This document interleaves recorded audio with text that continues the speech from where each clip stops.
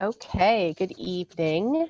I believe we have the full board. I think we got everybody on. And if you guys are having any issues with hearing, let us know. We were having some delay issues earlier when we were on at 6 for the Q&A for folks that hopped on for that. So if we're lagging or whatever, just wave it down or shoot Ginny a message and we'll try and figure it out. But we will get started in the meantime. So continued social distancing requirements for our Zoom meetings. We will continue to have our meetings live streamed on the RSU5 website, as well as the replay of the video on the YouTube channel through the RSU5 website. So we will do a quick roll call to ensure that all of our board members are present and can hear and be heard. And then we'll go from there. So Kate? Yes. Jeremy? Yes. Candy? Yes. Lindsay? Yes. Jen? Yes. Susanna? Yes. Beth? Yes. Maura? Yes. I'm here. Vali? Yes. Maddie? Yes. And I believe Liam is our student rep for the evening. Yes. Okay, welcome, Liam. Okay, so I'm just going to ask if someone other than a board member wouldn't mind unmuting themselves real quick and just letting us know that you can hear us okay, and that would be great. I can hear you fine. Thank you, Dennis. All right, well, we will get started with the Pledge of Allegiance. I pledge allegiance to the flag of the United States of America and to the republic for which it stands, one nation, under God, indivisible, with liberty and justice for all. Okay, so I would take a motion for consideration and approval of the minutes from the May 13th, 2020 meeting as presented, barring any errors or omissions. Thank you, Valley. Second. Did I see another hand? Maura, thank you. All right. So we will do the roll call again. Kate? Yes. Jeremy? Yes. Candy? Yes. Lindsay? Yes. Jen? Yes. Susanna? Yes. Beth? Yes. Maura?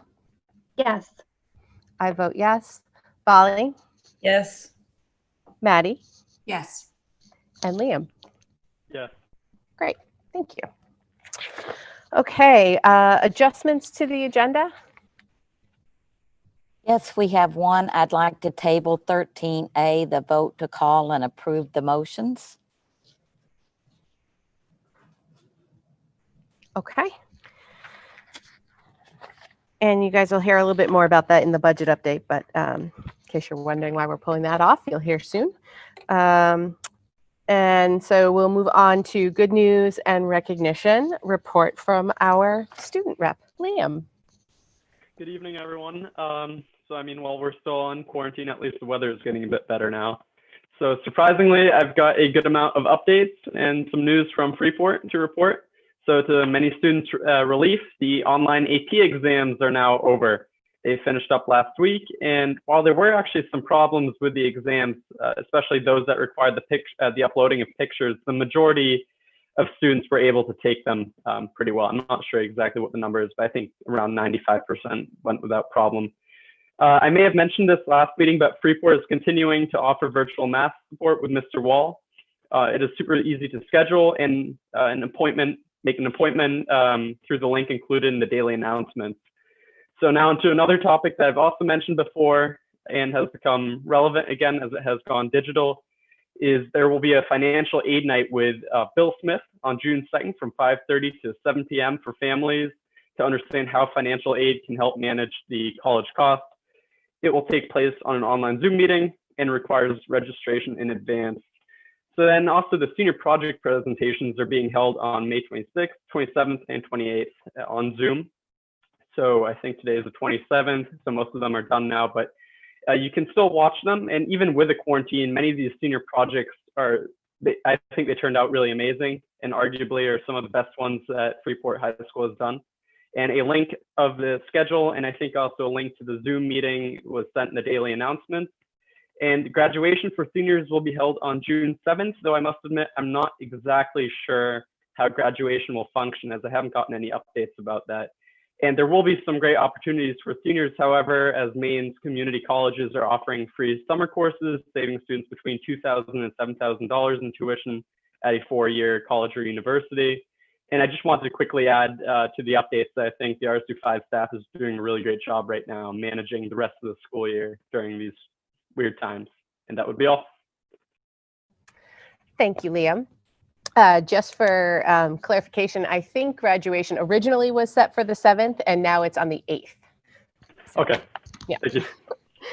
All right, so we will move on to number 7 on our agenda, report from the superintendent. Thank you.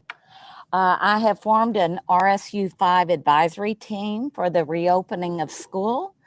The primary goal of this team is to provide feedback, ideas, and perspective to the administrative team as we plan and outline action steps to ensure that our staff and students can function on our campus safely through the virus and return in hopefully September. So the team will meet during June, July, and August. And I must say I've had an overwhelming response from parents the last couple of days who are willing to serve on this committee. So thank you for all who have volunteered for that, and we'll be making the decision about the parent reps in the next couple of days. I also want to report out some good news on our dual enrollment class at the high school in math. 8 of our 9 students who were in dual enrollment through SMCC passed the class and got 3 college credits. And we're hoping to expand that to more students next year. And then the following year, we're hoping to begin doing the same thing with English 12. So that's just a great opportunity for our kids to get some college credits before they go off to college. Remote learning is requiring us to be creative in many ways. The 2020 Freeport High School Performing Arts Award Banquet was done virtually. And I have to say that Sean Micchione, Natalie Safley, and Nate Minifield did a great job of creating a video to recognize our performing arts students. Aaron York, our Freeport Middle School band director, was recently selected as the District 3 Music Educator of the Year. So congratulations to Aaron. That's a big honor to be selected out of all the people who were nominated. Our 2020 graduation is quickly approaching and will be on June the 8th at the Saco Drive-In. And I know that Jen and Charlie and Lori are all working very hard to make that a very memorable evening. I saw the graduates picking up their gowns yesterday at the FPAC, and I just have to say how impressed that I was with them. And they were also getting their portraits made. And, you know, really the pandemic cannot squelch the excitement that comes with the graduation. I also wanted to report that I've employed the services of a cost-sharing consultant. Jake Clockadile has agreed to consult with RSU 5, and he will join us at our next board meeting on June 10th. Jake has previously done this type of work for other school districts and also has taught the school finance course. So he knows the ins and outs of school finance very well. I would request that board members be ready to give him some direction of what you would like him to present at a future meeting at the June 10th meeting. I will, before that meeting, be supplying him with several documents to get them up to speed with what's been happening for the past 2 years around cost sharing. And then I have one resignation to report. Jean Duchambeau is a FHS Ed Tech that I've accepted her resignation. And then on to the budget update. We tabled that motion for this evening, because there will be an executive order that will be coming out before the end of the week. They're hoping to have finalized by tomorrow, and it will waive the 1 year, it will waive for 1 year only the requirement of a public meeting prior to the referendum vote on school budgets. It does require the district to either use like a remote hearing or meeting, or find another reasonable way to get out all of the budget information and to receive feedback from the public. So I'm recommending that we keep the date of the annual budget meeting and just turn it into a budget information meeting where we'll kind of provide an overview, followed by an opportunity for the public to offer comments or ask questions. I also just received via email a few minutes ago that our attorney does not believe that our question that has already been sent and is on the ballot will be adequate. So we'll be needing to reword that. And more than likely, that will mean that we'll have to do hand counted ballots. But, you know, that we're getting more information daily. So I'll connect with him again tomorrow on that. So that, I think, concludes my superintendent's report.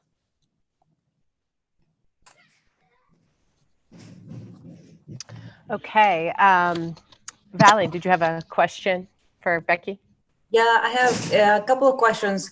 One was on the reopening of schools plan. Becky wanted to know if there will be a scheduled vote for the board to approve the plan. I think this is a pretty important high-level strategy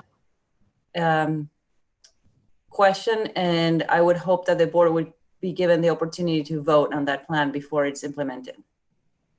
You know, I hadn't thought about that, but I'm happy to. Well, I don't know. Let's think about that. I'm trying to think when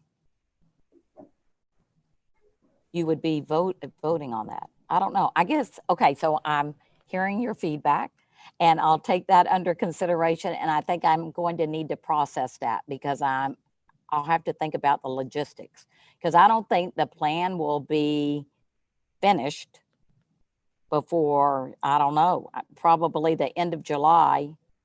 So I think that would require us having a special board meeting. So I don't know, I'll think that out and then get back to the board on that at the next meeting. How about that? Sounds good, thank you. And the other question I had was about the cost sharing consultant. Was wondering if it wouldn't be a better idea for the board to have an opportunity to discuss what we as a group want from the consultant before he actually comes to meet with us.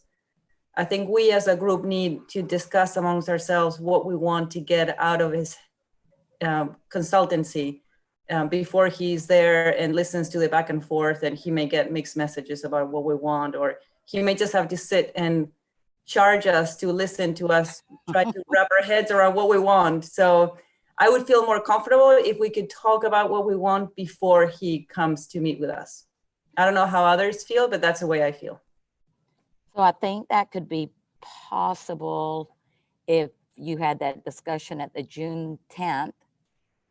But then I think maybe after the annual budget not the annual, the budget information meeting, that we would then want to have them participate at that point, because I think what would be good is if he had the summer to do whatever you're requesting, for him to have time to kind of do some research on it. Yeah. Well, thank you. That sounds very reasonable to me. Thank you. I do want to mention that I know that all of you just recently signed up to sign the warrants, and there's no need, there's nothing to sign tomorrow. So you can take that block of time off your schedule. So no need to show up at the central office in the morning. Thanks. The poor person who got the 7:30 time slot. I was 8 a.m. and I had to write it down in like 17 places, so I remember to go. Susanna. Yeah, thank you very much, Becky. I've just got a couple of questions. One on the reopening committee. I know Maura and I are both on that, but outside of board representation, you mentioned there are about 25 people, or I saw that number at some point. Just wondering, you mentioned parents on it. Other people on that committee, is that comprising faculty and staff? Are students part of that? What is the constitution of that committee? Just roughly, I don't care specific numbers. You're muted. Yeah, sorry about that. In my recent newsletter, I think you can go on there and see everybody that's on there, but Okay. Yeah, and Liam, our board rep, has agreed to serve on that. So he's going to be on that. And then there are teachers and nurses and social workers and guidance counselors and administrators. Okay. Yeah, and I think we have 24. I think I miscounted. Okay. Yeah, I remember. During my budget update, I think I was one off. Okay, I remember seeing Liam's name as well. So thank you. Yeah. You're welcome. I'll look at the others. I didn't see that. And two other questions. One is actually on piggybacking on what Vali was saying as well, about just was wondering about having a board consensus prior to meeting with the consultant. And so I guess feedback on that would be that I would support having a board consensus, at least just with our goals of what we want to get out of the procedure, so that it's not a back and forth and that we're not talking over each other. And then so I'll support Vali's comment on that. And then my other question is, you had spoken about the need to clarify the question on the ballot. Is that the budget itself question, or what is the issue with that? Sure what the issue is. I received that email while we were in the Q&A portion, and he just said that he doesn't think that the question as written will be adequate. Okay. Thank you. Maddie. Just a question about the reopening task force. That is a meeting that is open to the public, correct? So, I think I'm still grappling with this one because this is an advisory committee primarily for the superintendent. And so that will be very different than the way other committees, within the school are handled. But I think it's going to have to be done via Zoom. So I think, for those who really want to attend, we can send them a link, but there wouldn't be participation by those members. Yeah, I had already requested the opportunity to observe. Seems to me that it would be important for the public to be able to observe and provide feedback, if not in the meeting, at least to people who are serving on the committee. Not that I want to create a big problem, but I think it's important that there's as much transparency as possible in this process. No, I would agree about that. I would find it unwieldy to have anybody who wants to participate in the meeting participating. But if they wanted to observe and then provide feedback to committee members, I don't have a problem with that. Great, thank you. Okay, number 8 on our agenda this evening is public input. So this we included this into our agenda this evening. Typically, this part of our our meetings would happen between 6 and 6:30 before the official board meeting.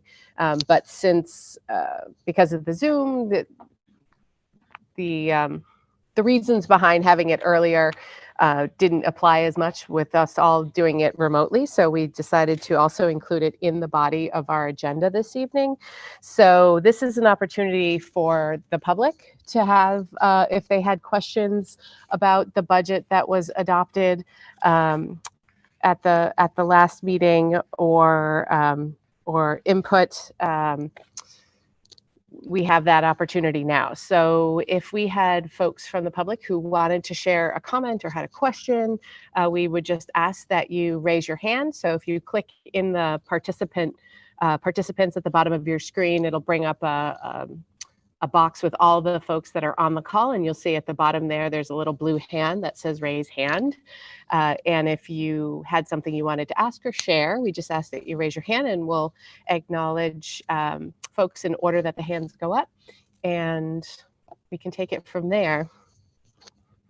I know there are a few folks from that aren't board members or administrators on, so I'll give folks a minute or two to try and find. Oh, I see Marie's hand go up. So Marie, I think you can just unmute yourself and go ahead. Okay, I have to unmute. Hi. You're good. We can hear you. Yeah, okay, great. I've got weird shadow on my face from the trees. Anyway, I just noticed that. Do I need to do more to identify myself or anything? Well, I guess you could tell us where you're from. Okay, because at board meetings usually, okay, Marie went Pownell, and I am just, I wondered if somebody can sort of go over where the information is, or a little bit about what the changes were. Again, I know I got something in the mail, and I was just looking at the website with this the flyer for communities about the revised budget and the things that were changed. I thought I also read something somewhere about this year's budget and some of the different expenditures that happened or didn't happen because of the remote, or some more things regarding this last 2 months or 3 months of the school year, and what's happening with those adjustments. Does that make sense? I can certainly speak to that piece of it around the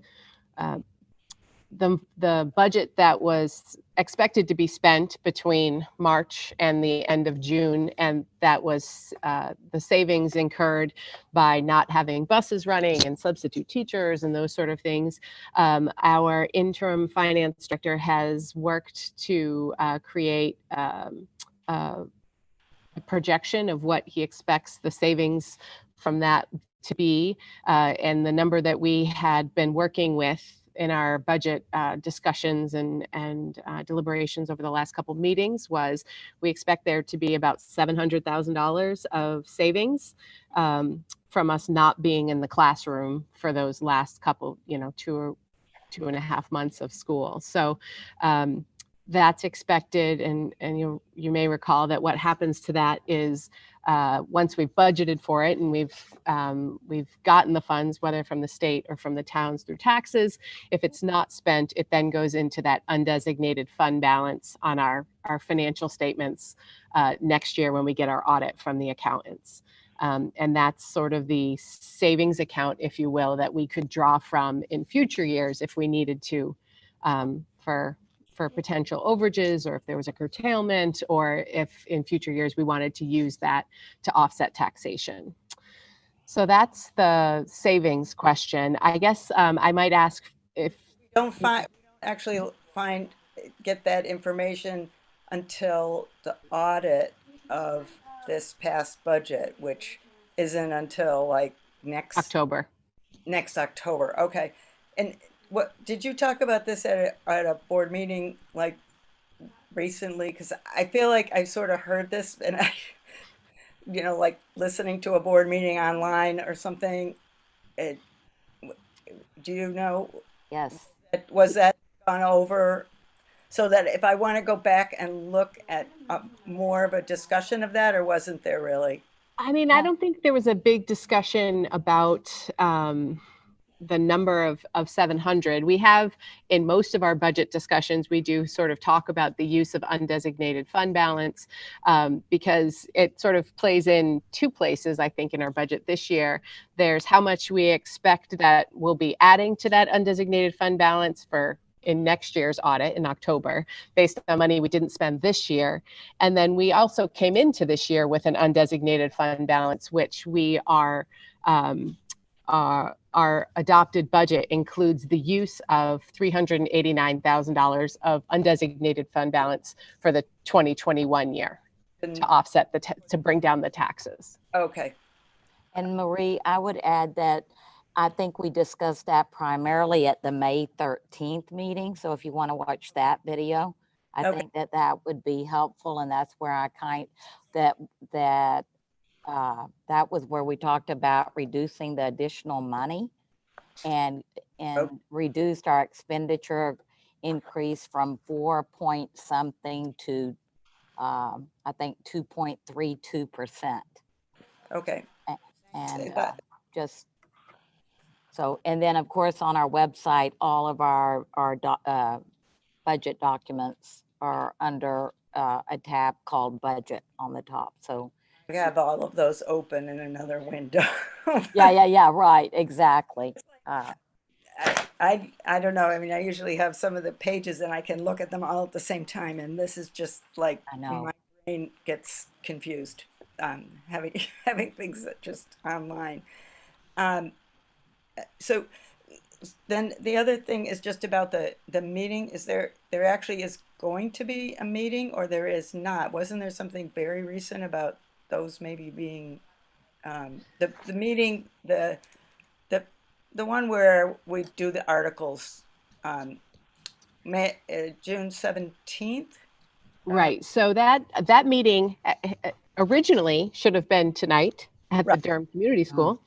The original annual budget meeting should have been tonight at the Durham Community School. That was pushed to June 17th in hopes that we would be able to join in groups by that time. Doesn't look like that's going to be the case. So the executive order that we expect to see by the end of this week would eliminate the need for that meeting. As you recall, Marie, that meeting is where we do go article by article. Article 1 is regular instruction, Article 2. So we go article by article. And then at the end of that, we have a budget, whether it's the same as what the board adopted or whether it was up or down in any given article. And that number at the end of that meeting is what goes to referendum vote, right? So because of the current situation, the Department of Education and MSMA and the governor,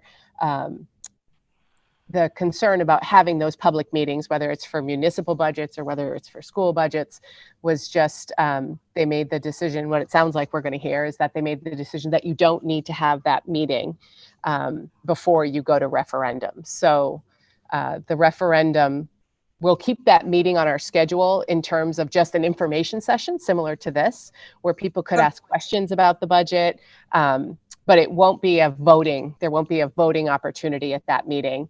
The public's opportunity to vote on the 2021 school budget will be at referendum on July 14th. Just an up or down on yes, correct. Vote. Okay, so that's what you were referring to, Becky, when you said something about the public informational meeting and the consultant and when you could fit things in and stuff. Yeah. So that meeting, instead of us actually voting all those up and down, will be like a Zoom meeting where we can ask more questions or clarification or whatever on so we understand the budget better. Okay. Yes. Perfect. Thank you. You're welcome. Thank you all so much. This is just like crazy, and I know the teachers have been doing an excellent job, and I want to just thank everybody for your hard work. So well, thank you, Marie. I'm glad you were able to join us this evening.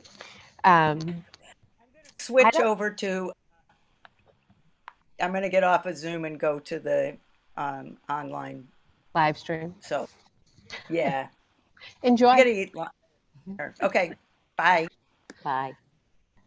All right, so I don't see any other hands raised, but we'll give folks a second if they wanted, if they had any other questions about the budget, about the process that we could help with.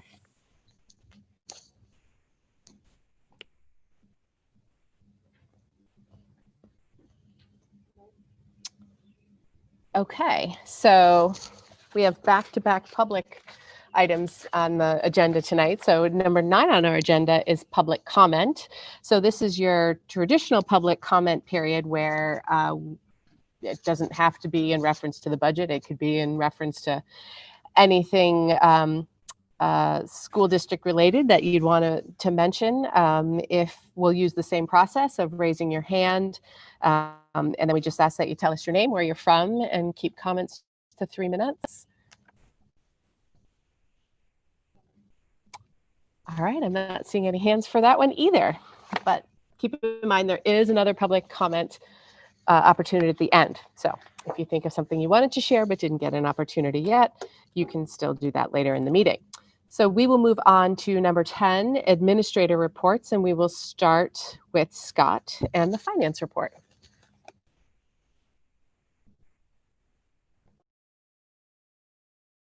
There we go. I think I'm unmuted. Hello, everyone. I'm Scott Vajonas, and just want to talk a little bit about the budget through April, which is posted a couple of weeks ago. I've added a couple of columns to that. I always look at budgets really in 2 ways, dollars, but I also look at them as percent spent. And there are 2 percentages that go along. Payroll does not have the same number of equal days in every month. So there's some months we have 3 payrolls, some that have 2, so 12. But by doing that, what I'm seeing right now is the budget is trending about 6% below spending, which is good, where we want to be, and it keeps. I'm feeling comfortable that we're going to end the year with a plus $700,000 from this budget. From my perspective, it's hard. I didn't build a budget, and I haven't managed it during the year, so to jump into it, kind of swim around in it doesn't give me a real strong sense. If this was my budget, I'd give you a much firmer number, but I'm comfortable with 700,000. Becky asks me about every other day what the fund balance is, and so my line now is I tell her it's going down 100,000 every time you ask it. The other one I'm going to try to do is I will have the financials up on the website probably by Tuesday or Wednesday of next week. That'll give a for the month of May. That'll give a little better feel for where we're at. I think there are 2 payrolls in June, so by the end of May, we'll be able to take a pretty good shot at where things are looking for the rest of the year. That's basically what I have to say at the moment. Thank you, Scott. You know, Tuesday is only June 2nd, right? What's that? I said Tuesday is only June 2nd. That's pretty Yes. quick to have the May 31st numbers up. Yep. All right. Any questions for Scott? Okay. All right. So our next administrator report is Dennis Ouellette will be providing us with the RSU 5 facility survey, and that's the green package of in your board packets. Good evening. I have quite a big report here to do, so I thought I'd go over and touch base on each school. I have little notes for each school. I'm sure hopefully you guys have had a chance to read this document. It's pretty long. And I'll start with Moore Street School and I'll work my way through. I have some questions that one of the board members asked. I think after I get through, I will answer those questions and I'll ask you guys for questions. So I'll get started. I'm going to start with Moore Street School. It's the oldest school in the district. Grades pre-K to 2nd grade. It's a little over 69,000 square feet. Had additions in 1944, 1950 sometimes, and in 74 and 1985. Has 22 classrooms plus a bunch of other small rooms. The gym, the cafeteria, and the stage are all shared. Enrollments seem to be growing in this school. K goes up every year. It's at 95. It seems to be an all-time high. The school is at or near capacity right now. And there was 24 house permits taken out this year, and a 50-unit housing gated complex. The planning board feels that will be built. All those units will be built. A portable classroom is being considered. I have been working on that with the town. Actually, as part of this study, there's plenty of bathroom space available for both staff and students. The construction is mainly brick and block. It's hot water heated. It's in good condition, but some major capital items will be needed in the future, 10 to 12 years. So we've really kept the school in good condition. Is a boiler probably in 12 years, a roof in 10 or 12 years, and some windows in that same period of time. There is a possibility for expansion at the school over the C wing, but it would have to be vetted by an engineer and an architect. I'm certainly not qualified to do that, but we'd have to, if we decide to go in that direction, we'll have to hire out the services of one. That's Moore Street School. Pownell Elementary School I have next. It's a 1960s construction. It's pre-K through grade 5. It's 21,253 square feet. It is our smallest school. Has 11 full-size classrooms plus other small rooms that they use for a variety of things. The gym, like Moore Street, the gym, the cafeteria, and the stage all share the same area. The enrollments have been stable here. They're projected at 111. In 2018, there were 18 housing permits issued for houses. In 19, there were 10. And in 2000 so far, 2020 so far, and this was a few weeks ago, there was only 1 permit taken out for a new house. Major work that is needed is a roof over the office. Somebody asked the question how much that would be. It's about 30 to 35,000. Windows in the school, I have a budget figure of 130,000, but I just sent out the bid for those windows, so that'll change dramatically. The phone system is due. I have a phone system for 25,000, and that's in fiscal year 24, and a remodel a bathroom in the gym area, the 2 bathrooms, and that's in fiscal year 24 as well.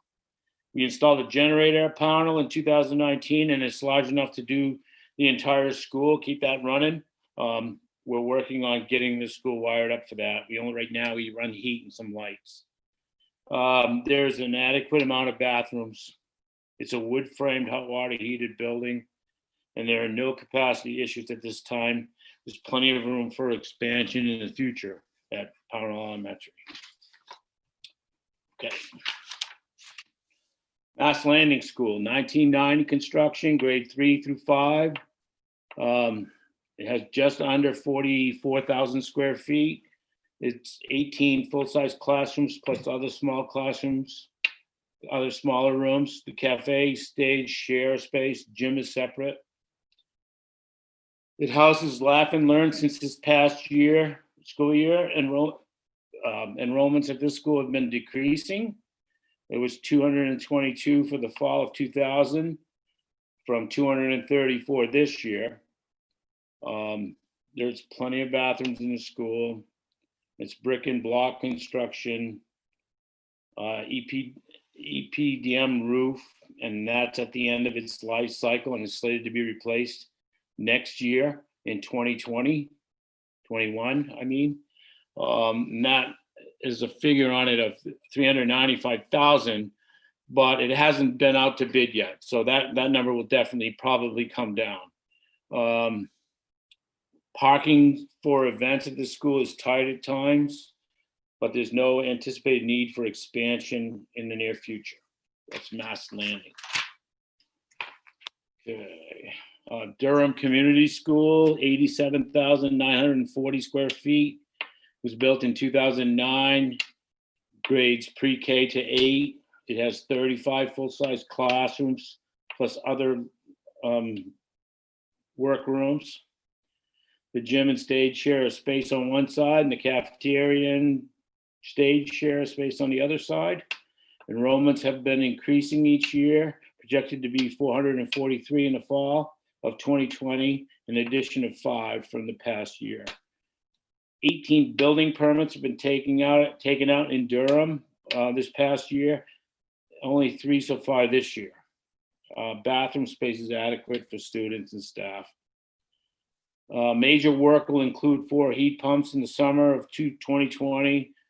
And other than that, there are no other issues with the school other than maybe some door lock issues, but we've been fixing those as they come up. And there's no anticipated need for expansion at this time in that school, although there's plenty of room to do that. All right. Freeport Middle School was built in 1985, grades 6 through 8, 61,523 square feet. Has 27 full-size classrooms plus other smaller rooms. Enrollments have been decreasing from projected in 2020 of 321 from 347 in 2019. There is an adequate bathroom space for staff and students. The school is steel framed, hot water heated. Major work in the future will include siding, some windows, some increased parking lot space. Exterior doors will need to be addressed within the next 5 years. The athletic field layout could be changed to allow another soccer field hockey and lacrosse field, and the change would allow baseball and softball to be played simultaneously. It can't be done right now. No anticipated need for expansion at this time other than the parking. That's the middle school. Freeport High School, built in 1960 with additions in 74, 85, 2002, and 2017, grades 9 through 12. 44 full-size classrooms, 500-seat auditorium, new cafe, fitness rooms, 8-lane track with a turf field. Enrollments have been rising from 580 in 1920 to 618 in 2021. An additional third floor could be added in the 700 wing, but is not needed at this time. We added that framing it when we built that addition as a means to go that way in the future if we needed to. Construction of the main building is brick and block. There's also steel frame and metal siding on the school. Upcoming capital work includes adding an AC to the fitness area. There's no anticipated need for expansion right now, although the 700 wing does give us an option in the future. That's the high school. Central office, 17 West Street, 15 offices in the central office. There's also a garage with a vault, a basement with a variety of stuff in it. 2 bathrooms, 5,000 square feet, wood construction. Roofs are fairly new, they're pitched. Parking lot was paved in 2013 and the phone system was done in 2019. Major work would be some windows in the business office. It's on the capital budget for the coming session. There are no plans for expansion at the central office. Parking lot can be full at times, but there's really no room to expand the parking lot. Actually, it's pretty dead right now, but community programs has the need to move its pre-K daycare programs recently due to lack of space. An alternative space for community programs will need to be explored. And I said that because that's one of the questions that I was asked. So that is, in a nutshell, that is the schools. And there's a lot more information on my packet that you received. So some of the questions I got, Moore Street, can a second floor be added over the wing C? And that's a possibility. I don't really know the answer to that, but I'm pretty sure it can be done. I think an engineer and an architect would have to look at it to make sure that it could handle that kind of construction. That remains to be seen. If I get to go ahead to look into that, I will. So I don't really know the answer right now to that, but I will look into it if it becomes something that we need to look into. And had a typo. It wasn't really a typo. It was a little confusing the way I wrote it, but somebody asked about the permits for houses and how we got to 54 at one point, but 54 permits were taking out for new houses in Freeport in 2018. It was 24 this year, 2019, and with the 50 gated units in this year. Question, can special ed use a smaller room? There is a smaller room. It's a teacher's room. It's not a full-size classroom. That is a possibility if the need arose. I think that's something the principal would have to talk to. I was asked, what is the cost of the roof in Pownell, the windows and the phone and the bathroom? The roof is budgeted at $35,000. The windows at $130,000. The restroom remodel is $25,000, and the phone system is $30,000, and that's the bathroom and the phone are fiscal year 2024. The roof and the windows are this year. Like I said, the windows just went out to bid. The roof's going out to bid next week. Question, is the art room a full-sized art room at Mass Landing? No, we did not count this room as a full-sized room. It doesn't meet the criteria for a full-sized room, and it's shaped kind of strange, so it'd be hard to get a regular classroom in there. It doesn't meet the square footage. And how much will the roof cost at Mass Landing? This is a question, and that was $395,000 before bids, so that can change. The central office, they asked about the last sentence, alternative space. Does it refer to office space or programming space? If programming space is that tight in all, is it all that tight in all other schools, or is it laugh and learn? And the alternative space that we were talking about for community ed is laugh and learn. We moved it to Mass Landing to buy some room at Moore Street School. I think when Moore Street School students, this big class, kindergarten class moves up, maybe we'll have to look at that over again or plan for the future for that. But I think there is some work to do in the future on that coming up. And then I was asked about 5-year enrollments at Moore Street School. And I looked at the past budget sheets and I pulled off the numbers for Moore Street School for the last 5 years. 15-16, I got 240, 16-17, 236, 17-18, 257, 18-19, 271, 19-20, I had 309, and 2020, I had 319.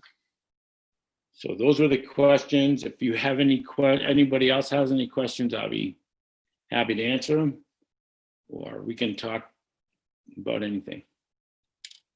Becky, you got your hand up? Yes, Dennis, just to clarify, when you said that the windows will be done this year, you're really talking about the year beginning in July. Yes, I am. I tend to do that. Yeah, July. Next year in July. And the only thing I would add about just the increasing enrollment, a lot of that is due to the addition of pre-K, but not all of it, obviously. Right. Maddie. Thank you so much, Dennis. I've been unable to go on the facility tour since I joined the board. And so I have a request about that. I know last year I requested that you put like a doodle poll together so we could choose the best dates, but it was still kind of close to the time it was going to happen, so I still couldn't go. So I'm just wondering if we could plan that in advance, if you could send something out over the summer with several options so more of us have a chance to go. Right, I thought I would do that in July or August. July probably, just to get it done early. That would be, gives me a lot more time to plan after we do it. So I love that, because then I can choose the date and hold it sacred. And then also it would be great to have these packets on that tour so we can refer to them when we're Sure. making the rounds. Thank Yep. you for all this work. This is going to be coming in handy quite a bit. Good.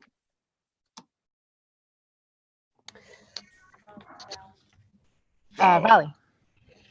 I'm sorry, Michelle. Dennis, thank you so much. That was excellent.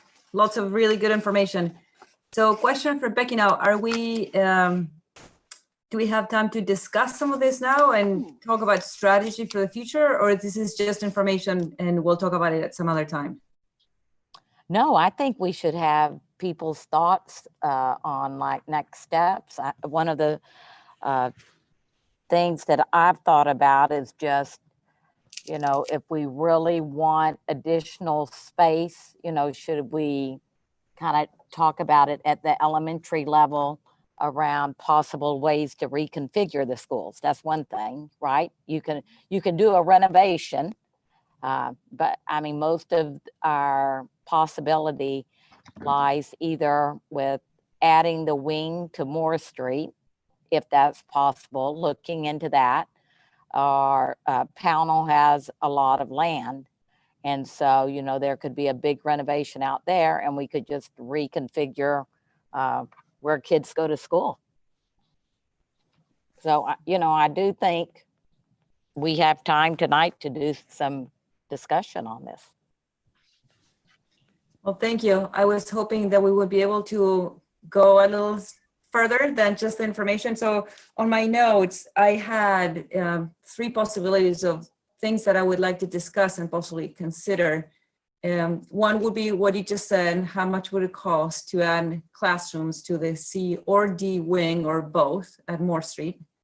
The other one would be, like you say, just add on to the Pownell School and consolidate the elementary schools. Or the third one would be to build a brand new school right on the line of Freeport and Pownell and combine Freeport and Pownell elementary schools either on a pre-K through 3 school, because some of the 4th and 5th graders from Pownell would have to go to Mass Landing, and not sure if they would fit at Mass Landing. We sent all the 3rd, 4th, and 5th graders to Mass Landing. Or if we do a pre-K through 2 new school, combining those 2 schools, which are the oldest ones and the ones that are costing us more money in repairs. Whether there is room to expand Mass Landing to accommodate 3rd, 4th, and 5th graders from Pownell at that school. So those are all the alternatives that I don't have any preference, but I would like to see what each option would afford us in terms of strategy planning for the future.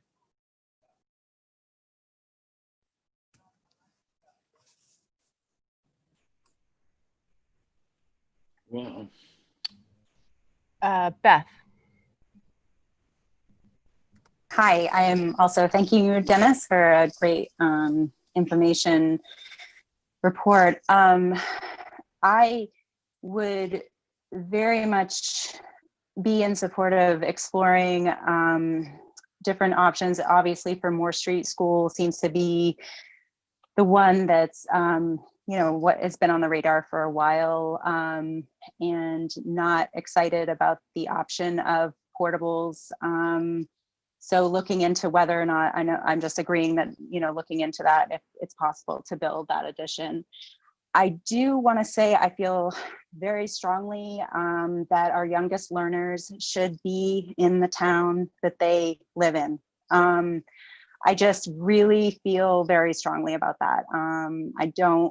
I mean, maybe 4th and 5th, maybe, but, you know, Pownell, you know, it's been a struggle as far as it was a hard change to, you know, move out the middle school when that happened, you know, years ago.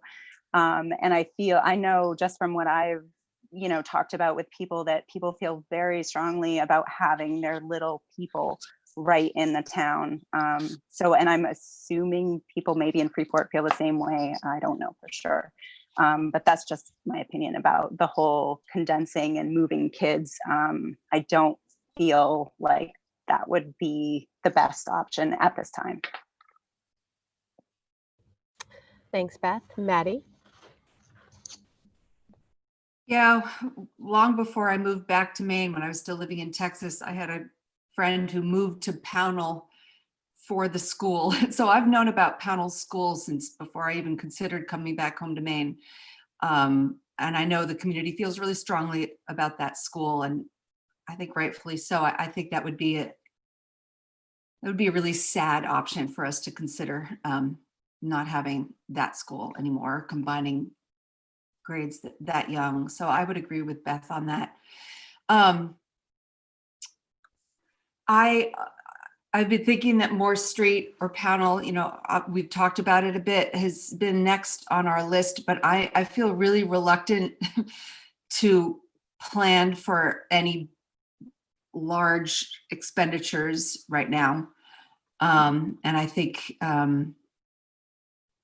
I really like having this presentation as a baseline. And I like the thought of all of us, as much as possible, going on a facilities tour and talking about this again next year as we have, I'm concerned about a recession or possibly even a depression coming our way.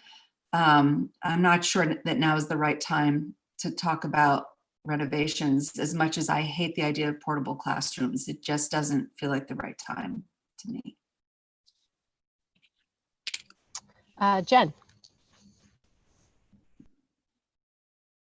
I'm just going to echo both what Maddie and Beth said. I think it's very important. As much as I love the RSU is a joint, 3 towns, I think it's really important to keep the younger kids in their own communities.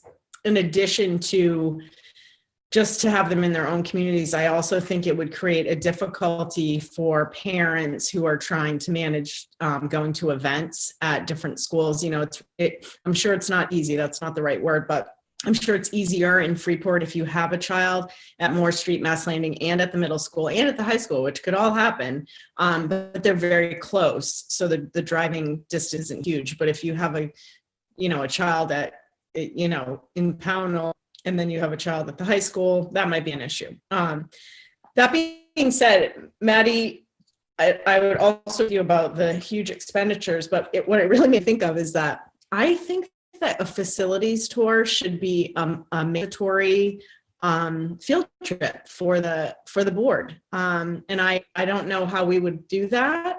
I don't want to say mandatory, but I think that this is a great presentation that Dennis did, and I always appreciate what you do, Dennis, and it seems like a job for 6 people. But I think it would be really helpful. I haven't been able to go on tour yet either. And I think that if we could really commit as a board to try to get everyone to go, I think it would give us a lot better spot to start talking when we know what we're, I haven't been through every single one of the schools, like I'm sure the tour provides. So I think that would be a really, maybe for our board retreat, I'm not sure about that, but just an idea. Valley? Yeah, I wanted to respond to the timing of exploring the options that the board decides need to be explored. Usually it takes a very long time to actually develop a plan before we even think about asking the taxpayer for money. And this is a pressing need that has been building for the last 3 years. So I would prefer not to wait until we feel that we can ask for the money. I would like to have the plan and know which way we want to go early on. So as soon as we feel as though the climate is right to be asking for the money, then we have everything ready. Because otherwise, if we begin the process of developing different options, when we feel that we can afford it, it may be 2 or 3 years out, and then we may not be able to afford it anymore because things, their swings can happen pretty quickly, as we have seen this year. So yeah, I'm not saying that we would go basically ask for anything right now from the public, but I would like to move forward and explore the options the sooner the better. Because looking at the numbers and the pressure on Moore Street, we will be needing additional space very, very soon. And I mean, I really haven't heard anything good about anyone from a portable, and I think people would basically live with a portable through these really tough financial times. But as soon as people are feeling a little better about their economic situation, they probably will want to see those portables gone as soon as possible. So I'd rather be ready for that moment. And if we can avoid creating a city of portables, I would be all that more happier. Becky? I was just thinking the same thing Jen talked about, that it would be easy to just make that part of the board retreat. If the board would like that, we could do that, as long as we're not social distancing still in August. The other thing I guess that I would ask, I agree with Valley, you don't want to wait until you need it, but you know, some of these things will take money. So I think we want to prioritize, and we want to think about, you know, how serious are we about pursuing some of these ideas, right? Because if it's like building a brand new school on the line, we're going to have to look at available land. And, you know, that's something that if there's available land, if we take the time to do all of that, which that could be really time consuming, and then we don't have the money to buy the land, you know, it's wasted time that we've used. So maybe even just doing some prioritizing would be good. I'm just trying to remember and get a frame of reference on the idea of the new school. And I think Will was on, and he probably recalls what or Dennis probably does too, what the cost of Durham was 10 years ago. I mean, obviously it was a state funded school, but do you recall rough numbers? I wasn't in on that at all, so I don't know. Hopefully Will's here. He usually knows that stuff. Is Will here? I don't think Will is here. Oh, I did see him earlier, but I'm sorry, I don't know that. That's okay. I was just trying to give a frame of reference of. Yeah. So, Lindsay. I think as far as my preference goes, it would be kind of to echo what Beth was saying, and it would be to add classrooms to Morse Street. I can't quite wrap my head around a brand new school, as gorgeous and as envious as I was reading about Durham, and I've toured Durham. I really do think it's, I don't know. And my kids have aged out, so nobody's going to benefit from this. But to me, I think that the decision that makes the most sense is to look at an architect and what that would mean to adding on to Morse Street or reconfiguring Morse Street. Yeah. Valley. Dennis, do you know how many classrooms could be built over? I mean, you look at C wing, so you probably have an idea of how many would go there, but D wing is about the same size, right? Because I mean, it seems reasonable to look at that option first. If that's it seems obvious that that's what the majority of the people want to look at first. So could we find out how many more classrooms could be added there? Just ballpark, do you know? Well, I would say ballpark at least 6. Okay. But I don't think you can go on D wing at all. It's not really built that way. It's the pitched roof side. C wing kind of, it's almost natural for a natural upstairs. If you go on the tour, I'll definitely point that out. I mean, yeah. And you're saying then that C wing could accommodate in ballpark 6 additional classrooms just on that one wing? That's ballpark, yes. Okay. Yeah. Well, that's a lot of space. That's good space. So yeah. I mean, I'm in favor of going with the rest of the group, exploring that option first. Seems very reasonable. If anybody wants to look at that and they got some time next week, just give me a call and I'll meet you over there and I'll show you what I'm thinking. It'd probably be helpful to you guys. Yeah, or certainly, if, you know, when we have that tour, that would be good information to talk through. It's interesting because when, you know, Becky's going to be really surprised when I say this, but I sort of figured out, like, from a math problem, like, how many square feet is there per kid? And Moore Street's a big school. It's, you know, it's the largest by over 10% more than any other school, or 5% more than any other school in terms of like per kid, how much space there is. So I don't know if it was just built in sort of a different configuration and it's, you know, cost prohibitive to look at that, right? Like, is there a way to use the space in Moore Street more efficiently so that we could get potentially more classrooms? If you look at the other schools, the high school was the lowest in like the 177 square feet per kid, but all of the other schools were around 191 to 199, and Moore Street was just under 210 per kid. So, I mean, you know, I would be interested to know a couple of things, I think, before, you know, we went and engaged or spent a good amount of money on, you know, cost estimates of it. But it would be, you know, the ideas around, could we use the space we have more efficiently? What are driving the increased numbers? Because if you look at the number of kids per grade in Moore Street versus Mass Landing, which is the same communities, right? Like, you would think they would carry through, but they aren't, right? So what's going up in Moore Street isn't following through with incremental increases in Mass Landing. So, you know, I hate to add tons of capacity to one school that we then don't need in our other schools. I'm curious of the numbers on what drives those sort of things. And is it more of an anomaly of there's a few big classes in there and layer onto that the growth of the pre-K program, right? So we really don't know exactly, you know, I haven't dug into the numbers class by class to see that, but you know, that's some of the information that would be helpful to me in thinking about, like, how do we move forward from a capacity perspective. I mean, we're certainly talked about, it's the oldest school in the district. It certainly, you know, has some requirements.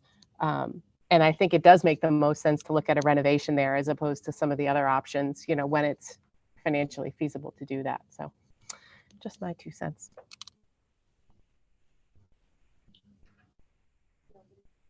Okay. Well, thank you, Dennis. That was great. All right. So now we are on 11 on the board agenda, board comments and committee reports. So the first one on here is the board information exchange and agenda requests, or if you have any subcommittees, excuse me, that you've been a part of that you wanted to report out on, we'd welcome those reports now.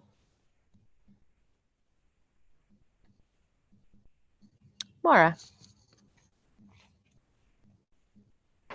Hey everyone. I have a Region 10 update from our meeting earlier this month. So a couple of interesting things. As we talked about at the last meeting, Region 10 budget did not change. The board hasn't revisited the budget that we adopted. And I did talk with the director about that and asked if we anticipated any cost savings this year due to the school being closed. And she shared at our last meeting that they do expect to have unexpended funds, and but those will be used largely this year for capital improvements, and then also some put in a reserve account. So about $70,000 in unexpended funds will be used on those capital improvements. And then about $200,000 will go into a reserve account. So I don't expect that board to revisit the budget like we did, but I just wanted to pass that information on to you about that decision. And then another exciting thing I think that happened is the board, Region 10 board voted to pursue an application this summer for an HVAC program, to start an HVAC program beginning in the 21-22 school year. So it wouldn't be this coming school year, but the following one. And there will be components of that of plumbing and electrical. So I thought that was great that there'd be expanded offerings there. And I think I had one more thing to tell you. Oh, I guess that's it. And then I also wanted to, no one else has anything. I also wanted to request that the board consider, I had made this request about this time last year, to have a workshop next year on equity and inclusion. I know this year we had a pretty full slate and we had a lot of requests for workshops and we didn't quite get to it. So I'd love to have the board consider that, and I'll bring it up again at the retreat. Perfect, thank you. Any other board comments, requests? Okay. Kate, Finance Committee. The only update I have from finance is that the last couple meetings, we've just, each time that the board has voted on a revised budget, it's entailed reviewing the warrants, the warrant articles that were supposed to be voted on at the annual budget meeting. If you recall last year, that's the place where we had the error with the amount of money raised. And so we've implemented kind of like an additional checks and balances to that process. So the Finance Committee has been going over each warrant article with a fine tooth comb to match it with the budget articles and make sure that the each side of the warrant, the amount appropriated and the amount raised balanced out. We've been working with Scott on that. That's all I have for an update from finance. Yeah, we finally figure out how to do the warrants and then we don't need them this year. Yep. That's how it goes. Thank you, Kate. Strategic Communications. Candy. Hello. At our Strategic Communication Committee meeting last time, we were basically focused on getting out the word about the revised budget and budget reductions and that kind of thing, so that we were working on the flyer that is being sent. And you can see on the blue sheet in your notes, we did some brainstorming about different ways to get out the word. It's kind of a long list. And I know Becky and I were kind of checking in with each other, and I need to do that again to see what, if anything, still needs to be done or whether we got all those things done. And you'll see there's one thing on there that it asks board members to send something on their social media sites if they're comfortable doing that, but there's a long list there.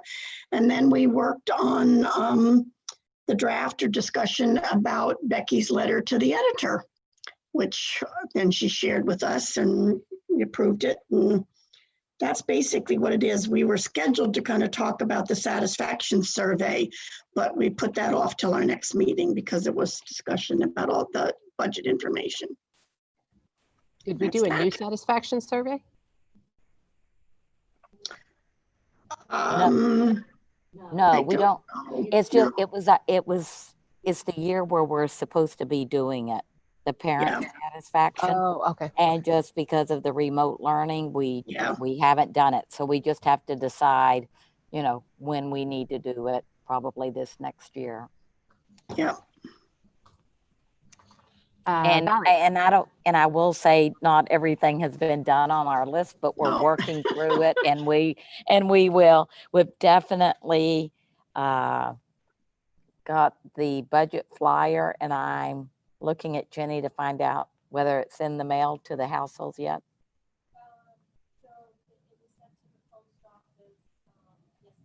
So it went to the post office yesterday. So that should be arriving in your mailboxes anytime if it hasn't already. Didn't Marie say she already had it? I think in Pownell? Yeah. So Pownell already, they get the mail first down there. And I haven't received it yet. So I haven't seen it yet. I was surprised she had seen it. Me neither. I haven't seen it either. So anyway, we're probably getting extra copies of those, but we haven't distributed those to the 3 towns yet, but we will be. Okay, I'll check in with you, Becky. Okay, all right, that'd be great.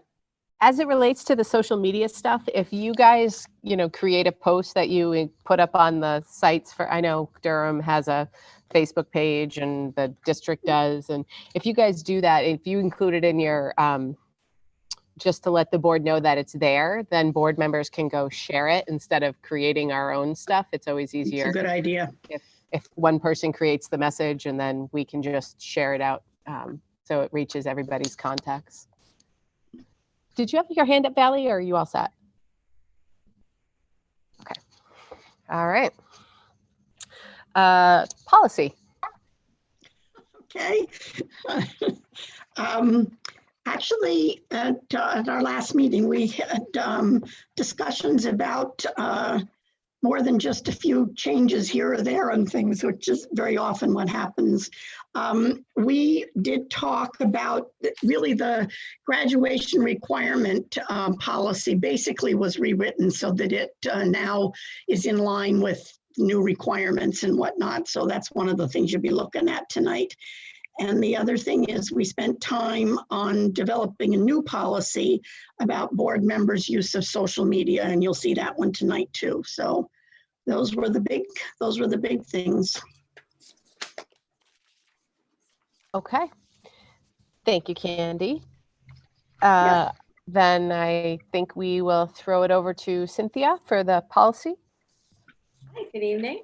The first two policies for consideration are BBA, the Board of Directors Powers and Responsibility, and the one just mentioned by Candy, board member use of social media. I just wanted to remark on that first policy that this year, most of the policies that have come to you have focused on school board governance and operations. And this policy was actually first at committee way back on November 1st, and we did the revisions at that point. But then through our discussion, we decided that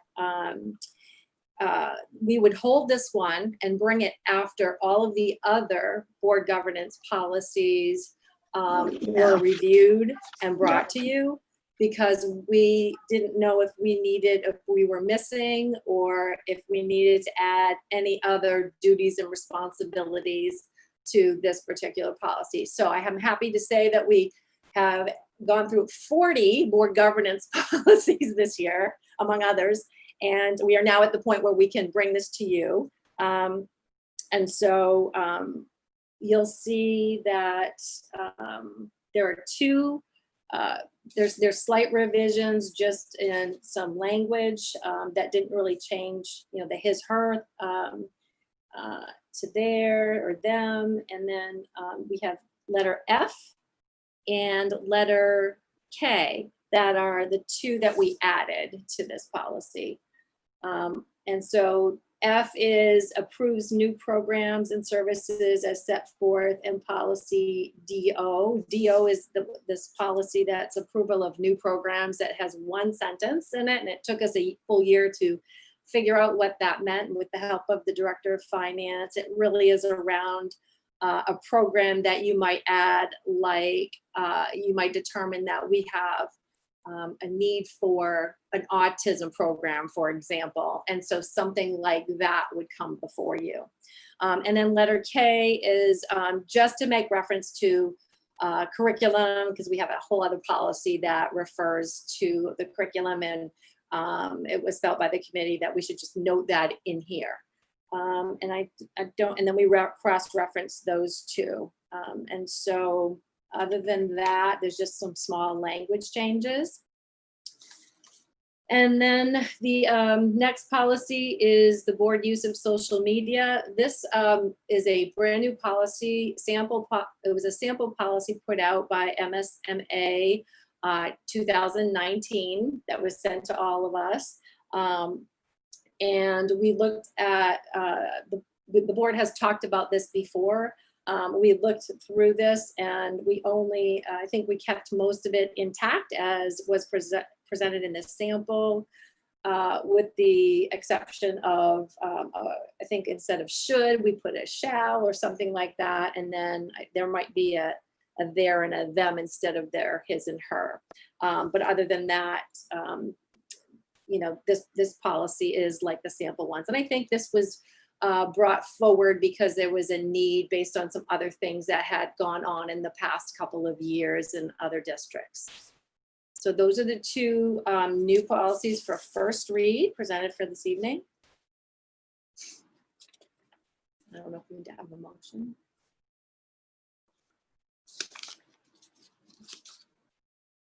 I just got all the way out of the meeting there. Sorry about that. Clicked the wrong thing.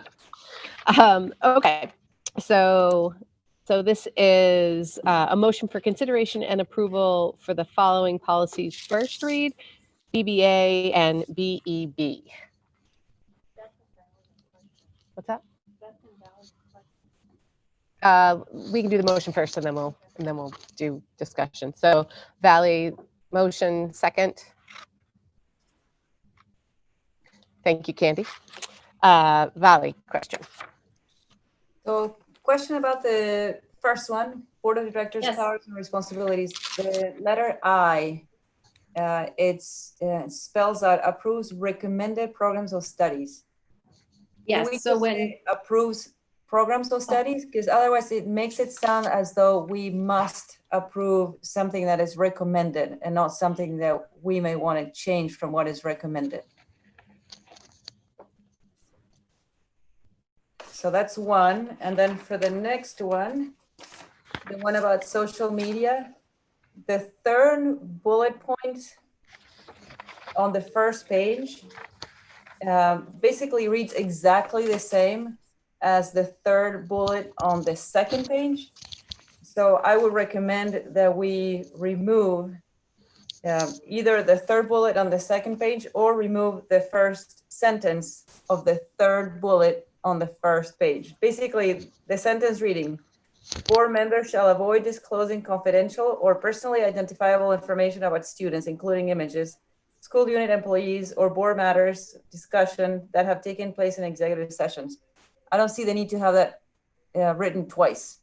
So I don't have a preference where it's kept, but I don't see why we should have it twice. Lolly, can you show me the other? I see it, the third bullet on that first page. Where is it again? Yeah, so on the second page, the sentence begins reading, take care to avoid disclosing confidential, and it basically has the exact same words.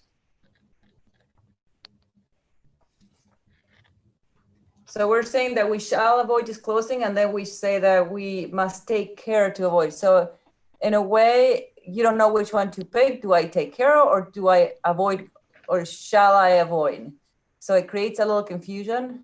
So if we feel strongly about it, we should just leave it shall avoid and then remove the third bullet on the second page.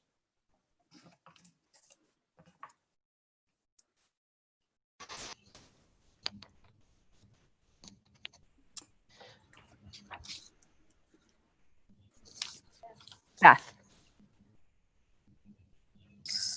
Hi. I just had a couple of questions. Back at the MSMA conference that we attended, I attended the attorney's talk on board members and social media. So I think this is a great thing to have.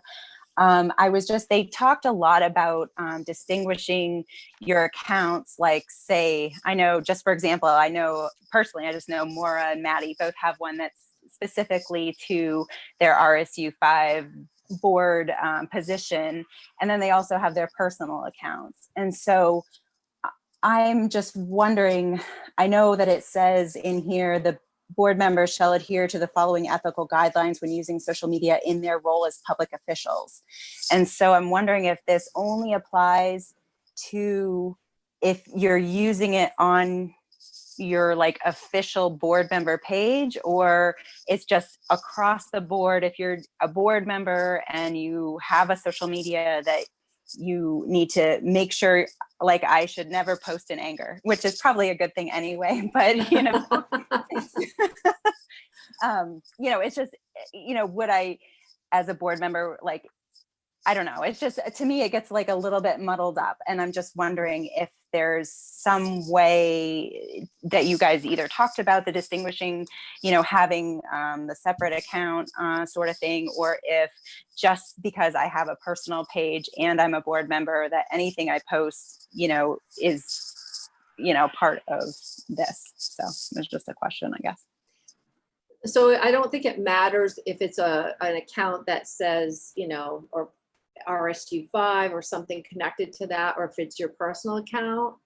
I think the intent is, if it's a board related issue, or can be construed as a board related issue, that, all of these things are in play. And if, I don't think it matters. I mean, there's nothing in here that refers to what kind of account, because it's known that you're, who the board members are, that, that would still be subject to the same laws if, or subject to, even if it's your personal account, it would be, could be subject to the same thing. Okay, But thank you. But if you argue with somebody else about something else, it's not related. Yeah. Okay. It doesn't really say that though. I mean, no, it doesn't. Most of them sort of reference back to like some sort of school related,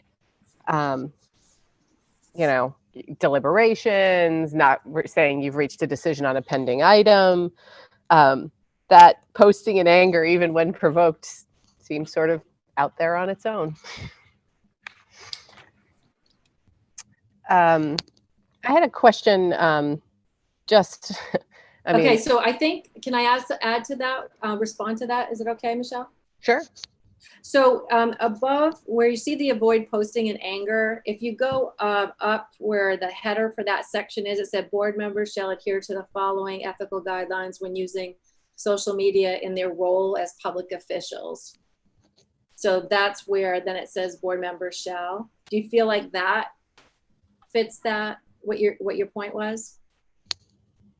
Yeah, I guess it does, right? Because when you're using it for your role as a public official, and I guess the question or the distinction is every time you post, like, your cute kitten pictures, is that in your role as an official, or? Right. I don't know. I don't know what the right answer is, but I think that does help a little bit. Mm-hmm. Jen. So 2 things. One, I think that, just from personal experience in responding to people on the Durham page with my personal account, but I always feel like I'm a board member when I'm talking about anything related, I guess. So I would always, I don't know, I just feel like even with your personal account, like that wouldn't be a place to get into a discussion like on social media.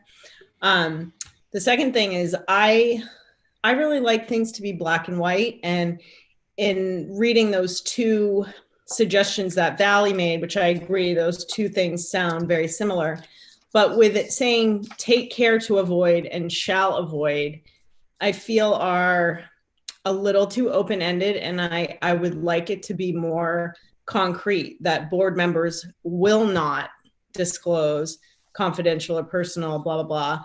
Or if we keep the other one, that it says, do not disclose confident. I think it really needs to be very blunt, because I think someone could always use shall avoid like as I tried to, but didn't work out. Just because I think that's really important. I think about all the things that we've, the things we've dealt with on the board with executive sessions, which included kids in the district. So I just think we need to be very blunt with that wording on not disclosing anything. I may ask a question? To me, sure. Yes. So where it says on the bottom of page 1, right before the bullets, if we change the wording to board members will, and then that's ahead of all of those bullets, do you think that would? I am totally fine with someone else wordsmithing it. I was just going for the more broad idea of it being, I just feel like the take care to avoid and shall avoid seems a little too open for me to be a little more concrete. I don't, it doesn't matter how it comes out as long as it's, clear.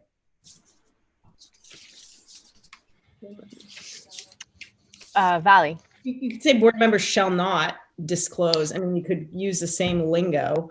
Instead of shall avoid, board members shall not disclose confidential and you could do the same with the other one, which would just be, do not disclose confidential or personal, if you want to keep the same kind of language.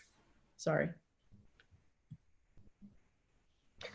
Can I ask, particularly the one that you just mentioned about the identifiable information about students, including images. So you take a picture at a football game and you post, hey, come check out the football game. You can't post that picture because of this policy. Am I reading that correctly?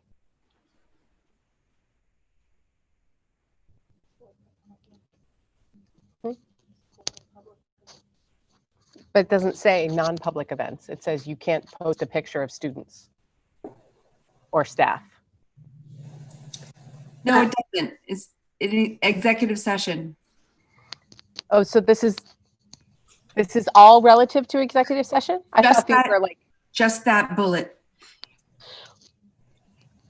Do you want me to wait my turn? Yes. No, go ahead, Maddie. I mean, I think I'm frustrated because we have to wait our turn, and I'm like, I feel like back to Valley's original point, I think it makes sense to delete the one that is the third bullet on the top of the second page and to keep the one that is the third bullet on the first page, because I feel like, to Jen's point, that is a bigger, broader statement about respecting the privacy of our students. So I would just keep that. But with regard to the specificity of images and information about employees or board matters, I feel like that's executive sessions. Maybe that needs to be worded.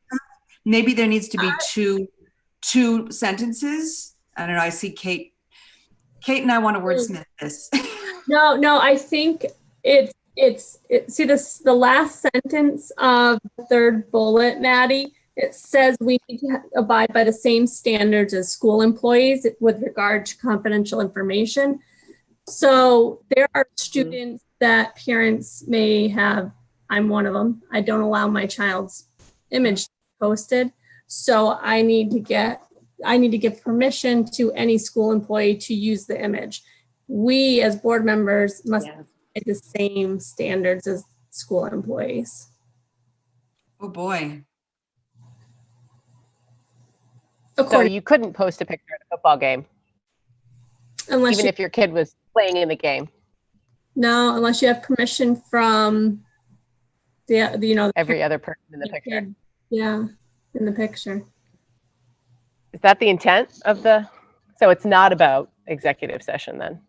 I mean, some part of it is about board matters. Well, no, clearly, right. But, yeah. I sort of thought they were different buckets.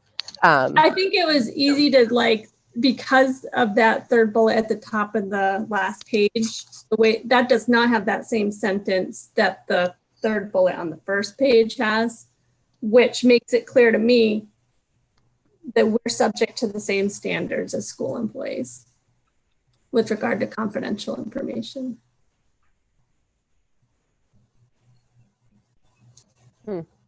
I mean, this is something that I guess, Cynthia, we could go back to the attorneys wrote this policy. This is a sample policy that we got from MSMA. We didn't change the content, we tweaked a few words here and there, but we didn't change the intent of it in any way. So if that's something that I think if we didn't want it in our policy, we better go back to the attorneys and clarify what our legal obligations are as board members in terms of the confidentiality of students. I would want it in there. I just don't want to prevent any board members who are parents from posting prom pictures of their kids. Yeah. For example. Right. I mean, I think there's a lot of examples where that's the case, and you would never know if they had or had not signed something saying they didn't want their kid in the. I mean, I know they've done it, right? Because I know for school events, right? But the other weird thing is, as a board member, I wouldn't even feel comfortable. I don't think I would be privy to find out who has signed and not signed that. So Right, we should, I don't think we should be. Right. Yeah. Yeah. Yeah, I would like a little bit of just clarification on that piece, if that's the intent of how it's written, and then if it's not, then we can word it, if we can tweak it if we need to. But if it is, then I think we have a discussion about whether we're comfortable all living by those rules. Yeah, and I guess this is an optional policy, right, Cynthia? The problem is it's optional, but if we adopt, I want to make sure it's legally correct. My other question was, we specifically referenced Facebook and Twitter, which just makes us sound old. Those two are almost completely obsolete at this point, right? We try not to put things in our... I can't see Liam on my screen right now, but he's probably laughing at us. Yes, he's nodding his head and laughing at us. So, I mean, I don't know if we want to specific, because, they're going to be in there until we revisit and revise it again. So, right. I don't know if we could need just to say online. Yeah. I think people know what social media is.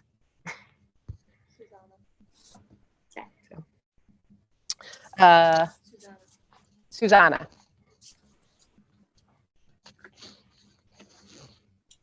Yeah, thank you. So I've got a few comments, and some of these are a little bit maybe passe now that we've been speaking for a bit. But I was just wondering, going back to Volley's initial point with the bullet points, and I'm just not quite clear whether with the redundancy in the bullet points, because she mentioned about the confidentiality on both pages, and that's not the only one that's redundant to some degree or overlaps to some degree. And what Beth was speaking about with things being more, I think it was Beth, but more inclusive. Are the first three bullet points set aside? To me, there's slightly different purposes, maybe, and I'm not quite picking up on the nuance that I'm sensing. But I'm just wondering, it seems to me a little bit like the first three are sort of general information for the public on here's what we expect of board members. And then the second set from board members shall down is much more specific directions, maybe. And I'm just not quite sure. I feel like if we get rid of that one about the confidentiality, that we need to actually do quite a lot of rewriting. And just because they can be compiled in different ways or formed. So I'm just wondering whether whether the redundancy there isn't intentional. So that's one question. And then something else on personal and professional accounts on social media. I think that, I guess my opinion would just be that if your name is out as a public representative in any capacity, anything that you put forward kind of is tied to your name. So I don't know that it needs to, maybe we need to specify that a bit, because it does say, I guess, social media in there. I guess that comment about board members shall adhere to the following when using social media in their role as public officials. I almost have a problem with that, in that it sounds that you're kind of off the hook if you're not in your professional capacity.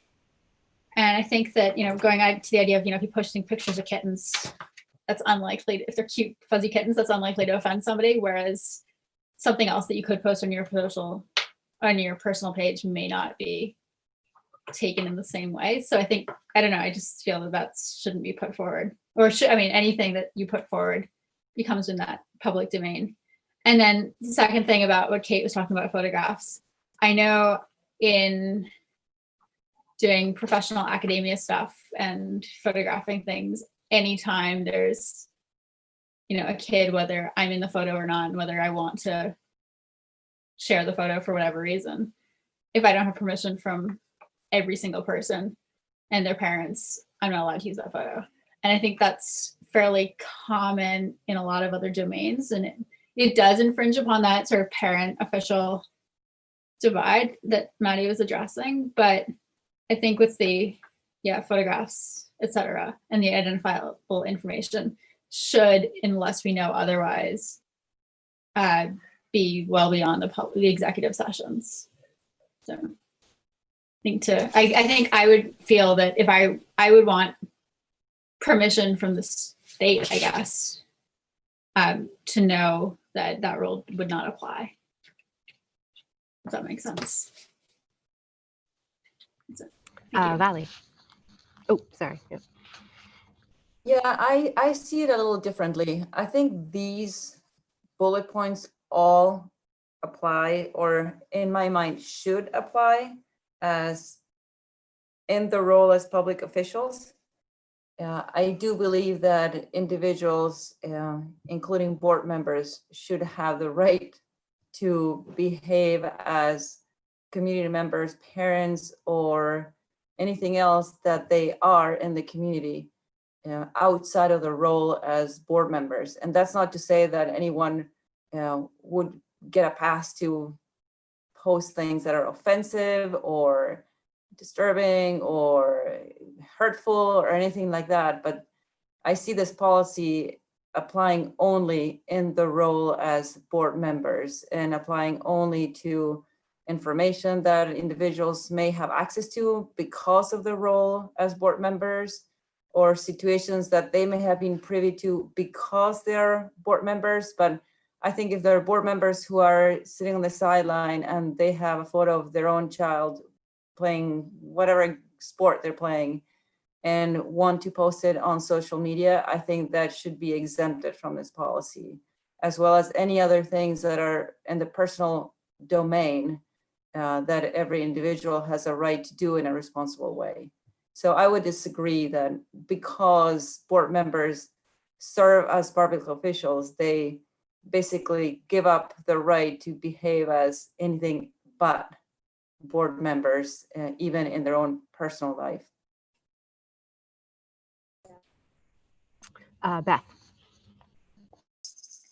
I know we've probably all beaten this to death, but that third bullet point, when I was reading it again, because the language, I know you said it was written by the attorneys, but because it definitely says or, so it doesn't, it's not just saying the executive session, because it's or this, it shall avoid disclosing confidential personal identification information, including images, and then or board matters or discussions that have taken place in executive session. So I think that, like everybody else has talked about, that was just something that I noticed in the language, that if we wanted it to be different, that should be something that's changed with the ors. So. Good pickup. Jen. So this goes with what Beth just said, but I sort of read it differently. I read that like 100 times, and I read it as identifiable information about students, including images, school unit employees, or board discussions that have taken place. So I sort of read that as only an executive session. I think it needs to be much clearer if that's the case. And the other thing is, I agree with Valley, we need to keep both. I think that's who said it, keep both of them in there. The thing about the images that I think would go with what Valley said was that it is not in that first general, sorry about my dog. It's not in that first general bullet. It's only in that second one that we think is only about executive sessions. So it doesn't seem to me that the images was supposed to be in that general one. Yeah, I think we definitely need to get some clarity around this. Cynthia, do you have the gist of what we're looking for clarity? Yes. Okay. The other thing I might suggest, just because it would be consistent with our other policies, we don't typically just have bullet points. We have A, B, C. So we wouldn't be doing the 3 down, 1 up, 2 over bullets. If we could number them or letter them or something, so we could quickly identify, oh, it's A here and it's, C on page 2 or whatever. I think that might help too. Good idea. What happens when we deal with social media, Maddie? It's just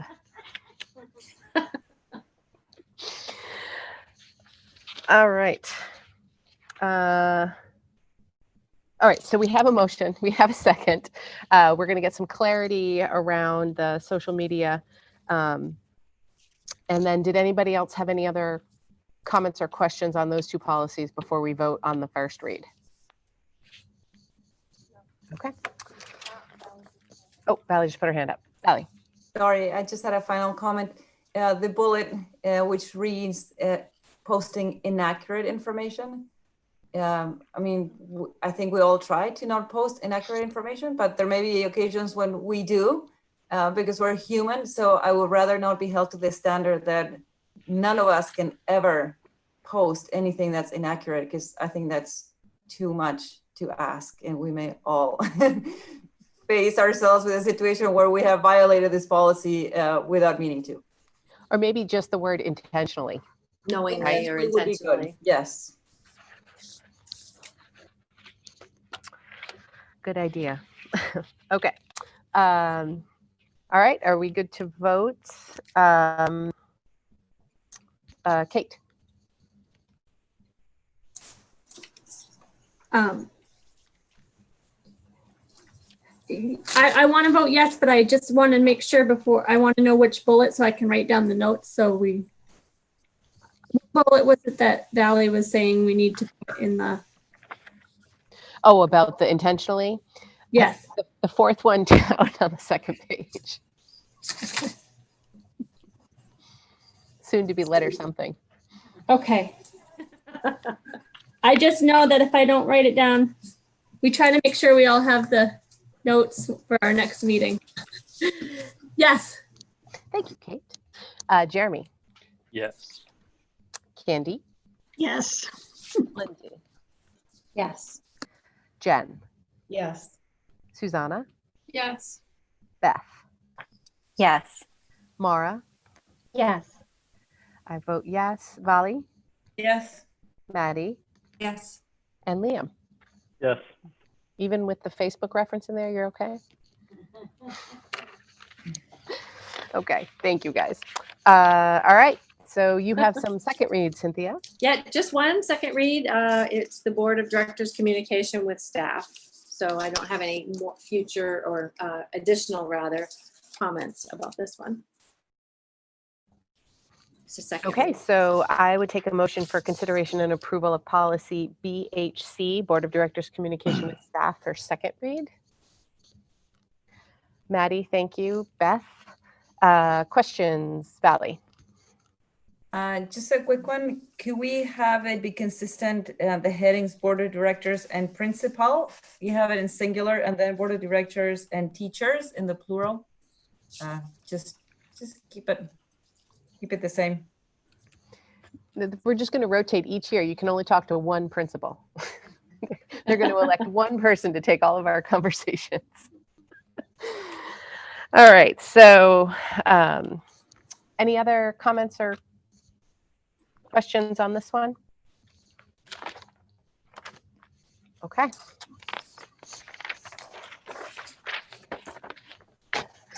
Kate. Yes. Yes. Candy. Yes. Lindsay. Yes. Jen. Yes. Susanna. Yes. Beth. Yes. Maura. Yes. I vote yes. Vali. Yes. Maddie. Yes. And Liam. Yes. Great, thank you. All right. So now we are moving on to consideration and approval of policy IKF, graduation requirements, first read. Yes. So I'll just start out by saying that if you look at the old one, we just crossed off the whole thing because there was the class of 2018, the class of 2019, and so on. There was just so much that it would just be too clouded for you to kind of sort through. So that's why it's closed out. But there are things in the current, I'm sorry, I'm trying to get to it here on there we go, in the current proposed policy that are the same. Most of the first paragraph, everything on that first page, up until that paragraph that starts, the board expects the superintendent, is the same from the prior policy. And then what you're going to notice, and we'll talk about a little bit more in depth in just a couple of minutes, is we highlighted these items in yellow, starting with students must be enrolled in the equivalent of 6 full year courses, that sentence. And in each one, we highlighted what our proposed requirements would be. And then you'll notice another sentence that's highlighted. And so I'd like to turn, and then going forward, a lot of those paragraphs, I guess I could just keep going down and talk about section 5, those additional considerations. Most of those are exactly the same from the prior policy as well. And then in H, you're going to see honors and awards at graduation. Those changes are reflected. They used to say like 3.5 instead of the numbers. And then that last paragraph is just placed there because it's part of law, and it was there in our prior policy. So I'd like to now, turn it over to Jen, and she can explain why we came to these proposals for this evening for you to consider. Hi, everyone. Hopefully everybody can access the document that's in the chat. I did change the permission on that. It was previously, it was only linked to your RSU 5 account, so that might have been the issue.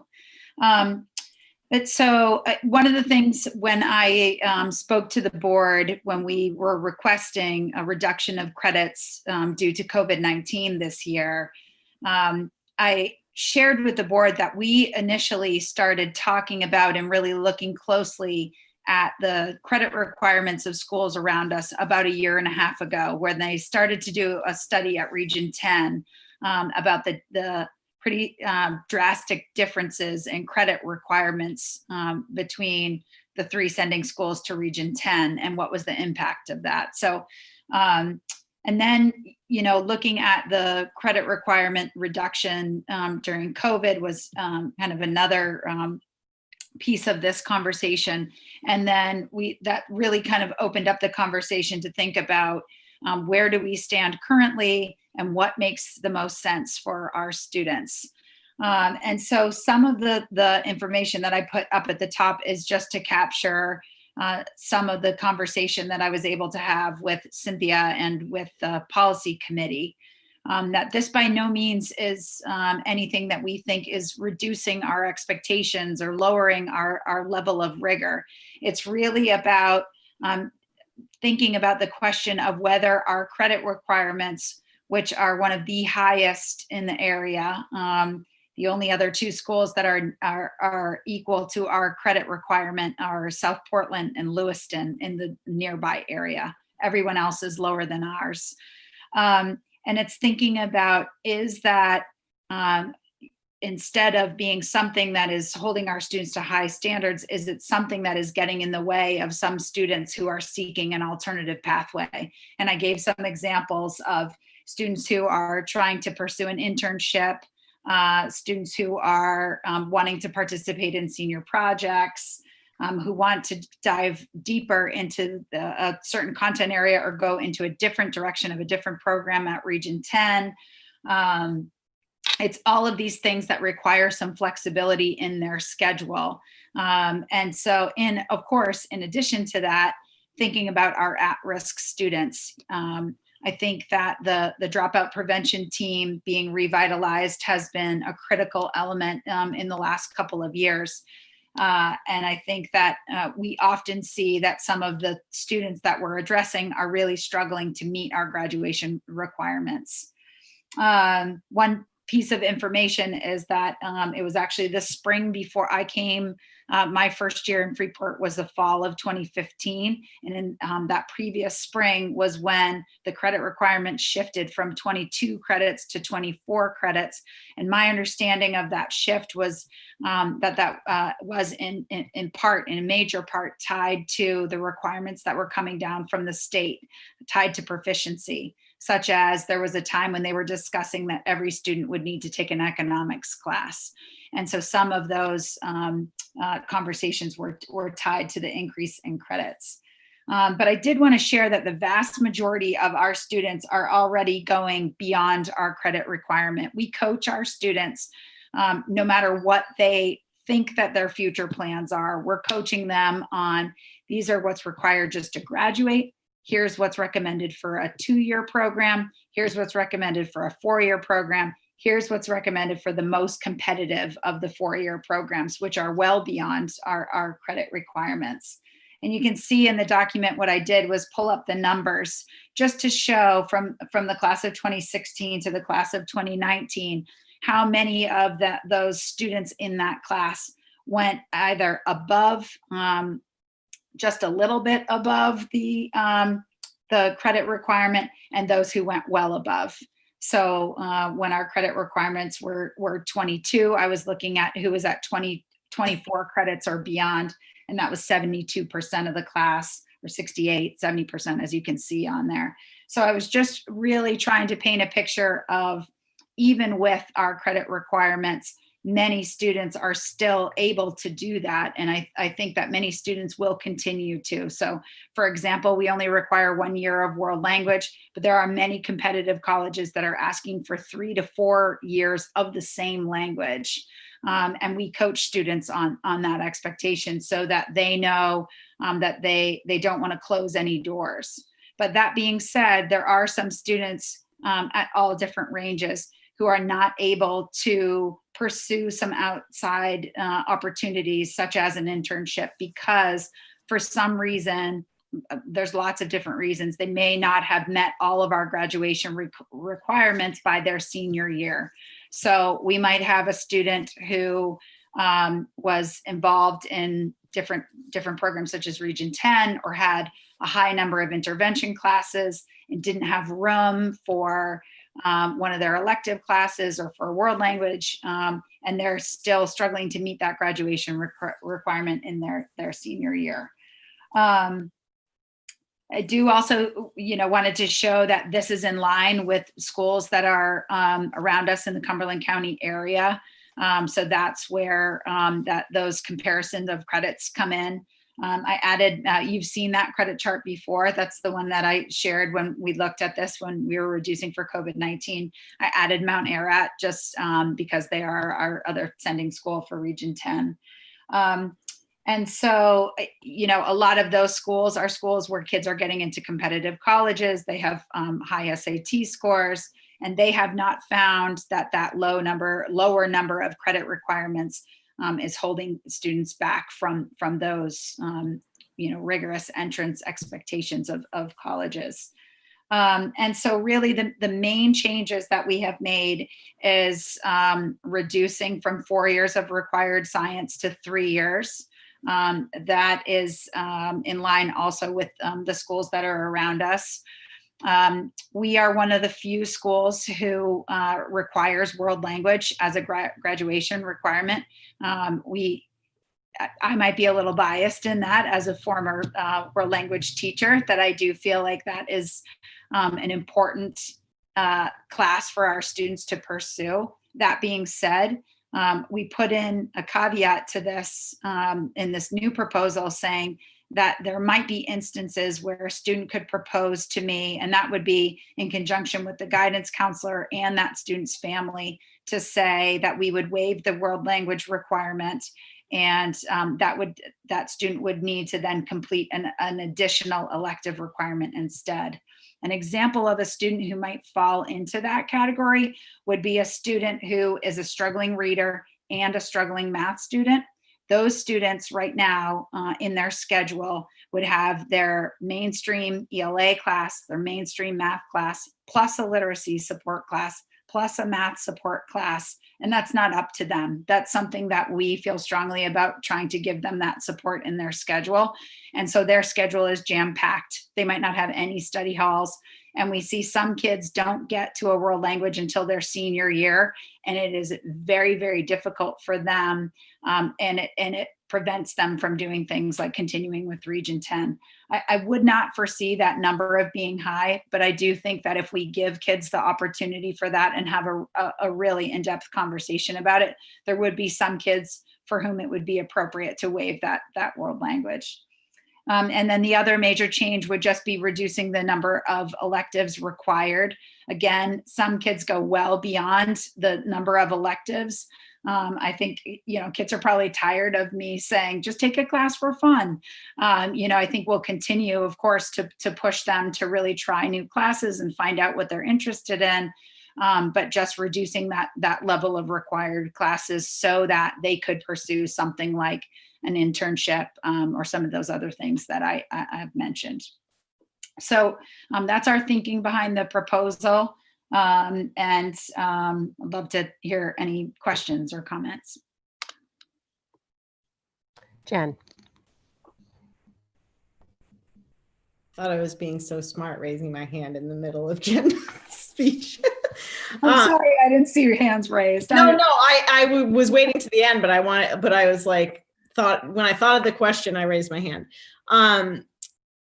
A couple things. One is I was very surprised when we kind of learned about this. I mean, obviously I have a couple kids that have gone through, but 24 did seem really high compared to other schools.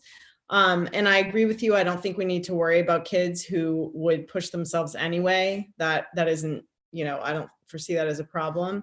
What I do think is really great about this is the ability to expand on, like, the senior project could be something that could be done throughout the entire school year if they wanted to. I know a lot of kids do things like shadow people to look at careers.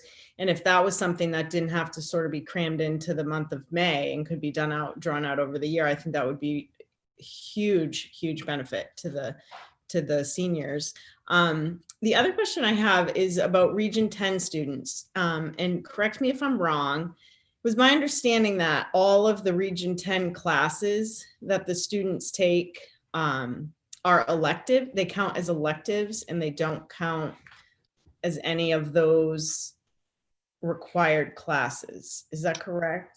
No, that's not correct. So some of them do and some of them don't. And so that's actually the really in-depth study. I think Kate might have been a part of that, seen some of that work that they were doing where they were trying to compare. Not only do we differ in the credits we require for graduation from Brunswick and Mount Ararat, we also differ in who awards what credit for a Region 10 course, which really does not make a lot of sense. And I think everybody's kind of agreed to that, but it's difficult with the nuances of our own school. So we might award a science credit for a particular course at Region 10 and Brunswick doesn't, or vice versa. And so that's something that we're working on, but there are definitely some courses at Region 10 that fulfill a graduation requirement beyond elective. Would you foresee that this change could benefit the Region 10 students in some way, or would it just kind of be status quo? I just think it would be great, if there was a way that this benefited Region 10 students and it was a more attractive program for some kids that maybe choose not to for something to do with credits. I think it would absolutely open up an opportunity for more students to partake in a Region 10 program because, for example, so if a student has not fulfilled their science requirement and their schedule is packed, because as I've shared with the board before, Region 10 has a major impact. It's 4 out of their 8 classes. So there's very little wiggle room in what they can take when they return for the other half of the day. If a student gets to their senior year and they haven't fulfilled some of those requirements and it conflicts with their Region 10 program, they have to prioritize our requirements. So I was using the example of if you are in early childhood, but you are behind in your science credits, there are no science credits awarded for the Region 10's early childhood program. that some students have to make the choice to stay at Freeport and not continue. The other impact is that we have very, very few sophomores who are able to go. And I've talked to the director at Region 10 a lot. She'd like to see us send more sophomores. And I've said they just don't have room with what they need to do. And so this would open up some possibilities of shifting what year they're taking each class. You know, not a major shift, because we're only talking about a handful of credits, but I do think that it will make a difference for some. Thanks, that's great. I think that any way that we can encourage more Region 10, you know, especially like you said, starting at sophomores. I mean, I know when I taught middle school, one of the real kind of bummers for those kids was after they went in 8th grade to see Region 10, it was another 2 years before they could even think about going. So even if at some point we could look at freshmen, but that's a whole other thing. But thank you. I think this looks great. It looks like it was a ton of work. So thank you. Thanks. Vali. Yeah, thank you, Jen. That was very well reasoned out and very well explained. So thank you so much. I don't have any issue with the changes that you're proposing. I just want to understand better. So the electives are being reduced from what number to what number? From 5.5 to 2.5. So they're in 0.5 increments because they are half year. Most of them are half year courses. Okay. And then you're saying that this change in the total number of required credits would be to 20 down from 24 currently? Mm-hmm. Okay.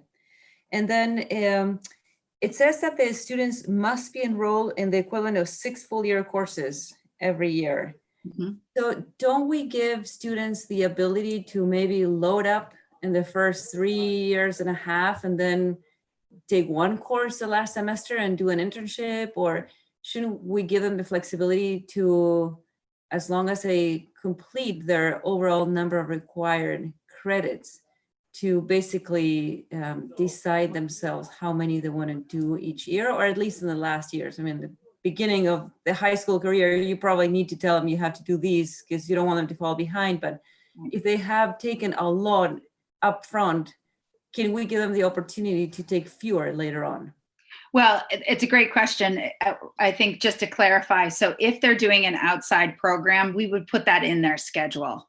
So it's really like what we don't want to see is kids in their senior year with 5 study halls out of 8. You know, so if they have an internship or they're doing work study or they're participating in a college class, that counts as a class. We put that in their schedule. So if we have students going to Bowdoin, that's represented as part of their 6 classes. Okay, perfect. And then the other question I had, it says here that they must take 6, but a lot of students take 7, sometimes even 8 credits or years-long courses. Mm-hmm. Could we just say that they need to take a minimum of 6? Otherwise, it reads as though they need to take 6. Oh, I think I'm not sure exactly where you're looking, but if it doesn't say minimum, it should. That's what our program of studies says, a minimum of. Okay. So we should. That would be okay for policy committee. That would be the last sentence before number 1, where it reads academic requirements. So the sentence right above that, it says students must be enrolled in the equivalent of 6 full year courses. But if you could say a minimum of, that would be great. And also add a minimum of a total of 20 full year classes, because we don't want to imply that you must take 20 and that's it. We want to encourage them to go above and beyond. So we can just say a minimum of. I think that would send the message. Yes, I'd agree that would be in line with the wording of our program of studies too. So I think those would be good additions. Okay. And the last question I had, this is more technical, but it's a little confusing to have the credits that are required by the state spelled out and then say, oh, by the way, and in addition, add all these to all the areas, academic areas that have already been described and talked about. Is there any way to consolidate what we require in the school? Just say we require a total number of this many math, this many English, rather than have to separate them and then you're adding in your head, okay, how many do I really need to do for math? It just seems like it would be simpler. I'll leave that to the policy committee. I think that comes from MSMA. I'm trying to think of how when I've looked at all the program of studies from other schools, and I don't look at the policies from other schools. Most of the program of studies look like the document that I shared, where it's in a square with the total number, but I'm not sure about how the policy should look. Okay, and the last thing for policy then, if we consolidate, then it's okay. But now we have in one section, it reads, you have to complete 2 years, 2 years, 2 years. And then it says 2 credits, 1 credit. So it's hard to understand, is a year a credit? I mean, consistency would be helpful in terms of clarity for the layperson reading who doesn't know that a credit is a year.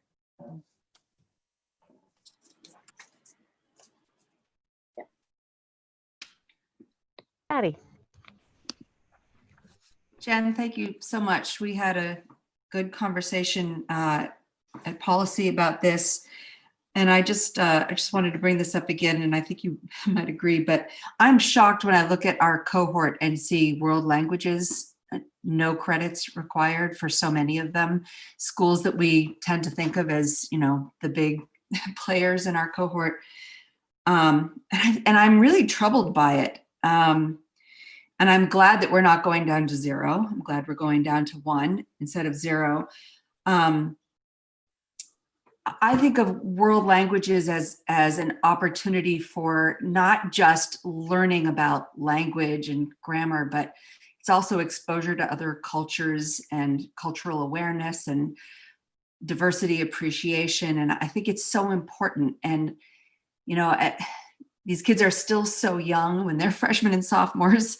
They, some of them maybe necessarily are making career plans to go into a field right out of high school. It's such a pivotal time in their lives that I don't want to take away the opportunity to still have that choice. If it's, technical school versus post-secondary education. I don't know if I'm making sense or not. So I'm a little troubled by that. And I guess what I would ask for is in that process for the waiver to substitute that 1 credit with something else that's highlighted in section D around world languages. I'm assuming that would have to happen between 8th grade and 9th grade before a student would start high school, or I guess languages could be taken at any point in time, but I would just like to make sure that we include world language faculty in that, and maybe even 8th grade faculty, it's teachers who have had some exposure to these students. So it's not just a guidance counselor and a parent who are solely focused on a possible career track, but yeah, I hope I'm making sense. I want to give kids every opportunity to try language and not opt out so early. That troubles me a bit. I think, just a couple of comments would be that one was I met with the department chair for world language and with all the members of the world language team before this meeting tonight to talk through this. Our chair of the world language department would like to be a part of the process when we do this, and which she absolutely can do that. And I think, just to assure you that we know that world language is a critical component for applying to colleges. And I say to students all the time, even if you think that you're not going to apply to college, you don't want to close doors. Right. Because you might choose to apply to college when you're 25, and let's make sure you're in good shape to do that. And so I think this would be extreme cases that we would allow a student not to do it. But again, I'd give the example of if you're a student who's significantly struggling in some of the classes like ELA and math, and say you go to Region 10, we do have some seniors who are in a level 1 language class. They've never taken a language before. They're trying it their senior year. It's quite difficult for them, and it's to the sacrifice of some other classes. And I think that the world language department agreed that we could put some names to it, which I wouldn't share right now, but we put some names to it to say like, yes, that would be an extreme case and a potential candidate for taking an elective. But for the majority of kids, we're absolutely going to coach them that they should try it. You know, some kids who struggle in other content areas do very, very well in world language because it's like a fresh start, learning numbers and colors and days of the week. Jen, I really appreciate that. And I would just say, if you could, when you're creating that waiver process, write it as though it's not you sitting in your role. Because I mean, right now I'm comfortable with your answer because it's you. But it may not always be. And, you know, it won't always be the same world language head, and it won't always be the same guidance counselors. And I'd like to make sure that, you know, the integrity of this holds. Absolutely. Thanks. Thanks, Maddie. Beth. Hi. I also echo Maddie's, you know, sentiment around the importance of world language. And I just wanted to confirm that it was 1 credit previously, and it's still 1 credit. Is that correct? Yes. Yes. We just didn't have a waiver. Okay. You know, that's what I thought. That's what I thought. I just wanted to make sure. We really, we get them through somehow. Yeah, no, and I think that's wonderful. But I also want to say that I think I would very much support this. My daughter was in high school when the credits jumped up. So we knew when it was kind of it was like, whoa. And that at that point, we also looked at what other schools were requiring. And it was we were kind of mystified why, you know, Freeport was requiring so much when, like you said, when you look around at like Falmouth and Greeley and other things that have much lower credit requirements. So I think that, like you said, I totally agree that it's not, you know, going to affect the kids that are the ones that are, you know, extremely motivated, and they're going to do that anyway. But I would fully support your proposal. So thank you. Mara. Thank you, Jen, for your thoughtfulness that you put into that document, because I had some concerns, and that really just addressed them and made me feel good about supporting this change. I had a couple questions about other parts of the policy. On the first page in the 3rd paragraph, I was wondering, I couldn't find that language. Maybe I just missed it in the old policy, but while I really like it, what we say a diploma from Freeport High School signifies, I was wondering if that is tied back to anything. I like a lot of the things that are said there, like creative, practical problem solver, etc. But I noticed it was kind of different than what we have in our mission and vision language as a district for our students. So just wondering about that. That specific language comes from the guiding principles from the state. So that's where, and we certainly, in the process of working on our school and district mission, I think we considered those words, and we may have changed what our focus is, but those particular words come from the state. So again, I think that would be the policy committee, if they would want that to follow the state language or follow our own mission and vision. Do you want me to go ahead, Michelle, or Lisa? And then the other question I had was about the honors and awards at graduation. I was just curious about the GPA and everything. So I looked in the program of studies, and I saw that I think it's about less than 1/4 of our students are actually not receiving one of these distinctions, at least as of last year, I think it was. So only 1/4 of the students, which I think, you know, it just shows the incredible achievement of our students, that that over 3/4 of them are achieving these honors. But it also sort of made me concerned, and I was wondering, you know, I know there are different schools of thought on this, but I was wondering if this puts an emphasis on the achievement, on the academic achievement of some kids and their abilities over others. And I just worry about that less than 1/4 of the class that's not receiving a distinction. And and whether we should have these sort of academic honors. I think there's students who who are achievers or do things in other ways that maybe we're not recognizing at graduation. And I know they might be recognized at the performing arts banquet or athletics banquets or things like that.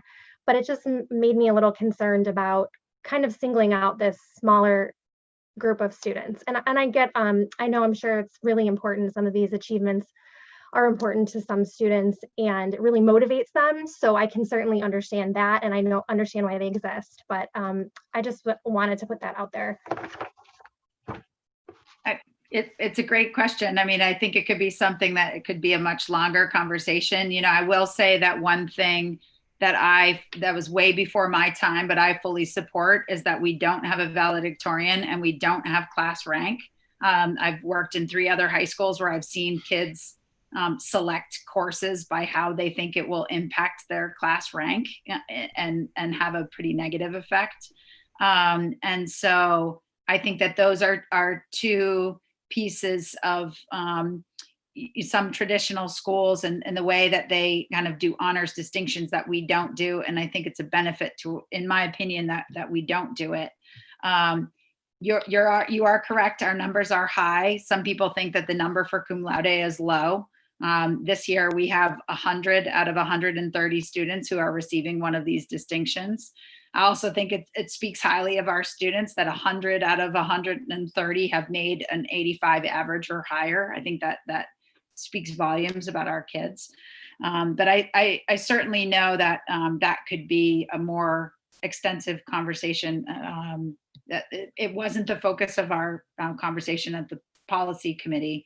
But I also know that it is a very sensitive topic with families about awarding honors tied to GPA.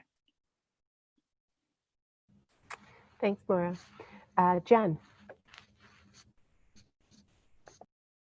I didn't even think of that, Jen, until you mentioned it, but I do appreciate that they let go of those traditions of valedictorian and class rank. I think that says a lot about our school and what we kind of care about.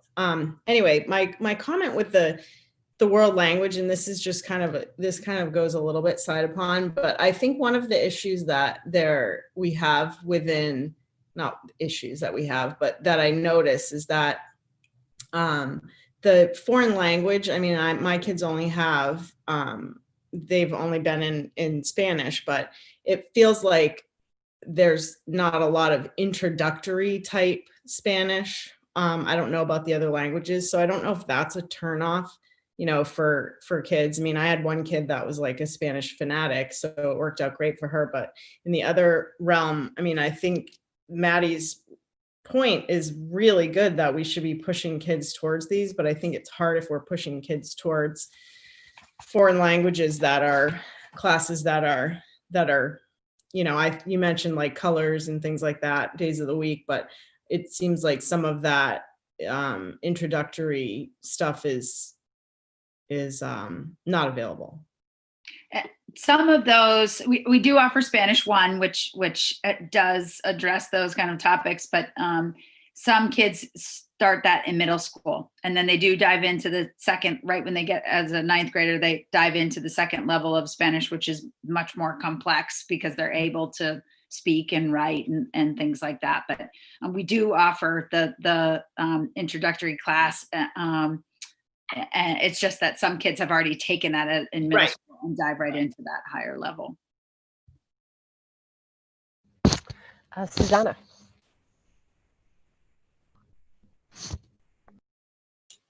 Yeah, just a couple comments. Thank you, John, for your work toward this. One is I do support the changes that avail students to be able to take advantage of Region 10 and other opportunities that aren't with the high school, because that's one thing that I've certainly heard when I've gone to Region 10 or with other people or with other opportunities that the requirements have made from Freeport in particular have made that prohibitive or very challenging for people. So I appreciate that being opened up.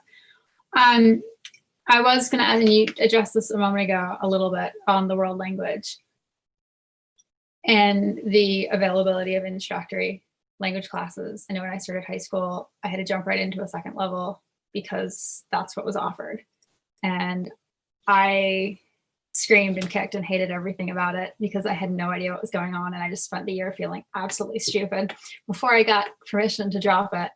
And I went on and I majored in college in linguistics and several foreign languages. So I don't think not taking a language necessarily means that the student doesn't have the interest in that if they're, I guess I just mean I support the opportunity for, kids who are taking other supportive classes to be able to have that time as well.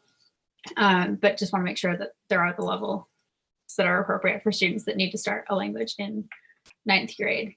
And then also on the honors, I like not having the rank in the valedictorian. I fully support that.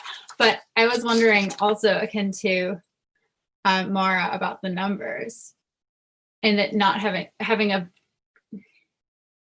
I guess I've always felt that the Latin honors should honor students who obtain certain levels. And when it's 100 out of 130, and looking at those numbers earlier, it almost seems that it marks students that don't obtain that award in some way. And that makes me a little bit uncomfortable. And I'm not sure that, I don't have a problem with having the Latin honors or honors in some capacity tied to GPA. But with summa cum laude at 92.5, that seems really obtainable for a lot of people. And I don't know if those just need to be higher. I mean, having 75% of the class that's graduating with some form of honors in that way is really cool if you look at it saying that that many people have attained a minimum of an 84.5 grade average.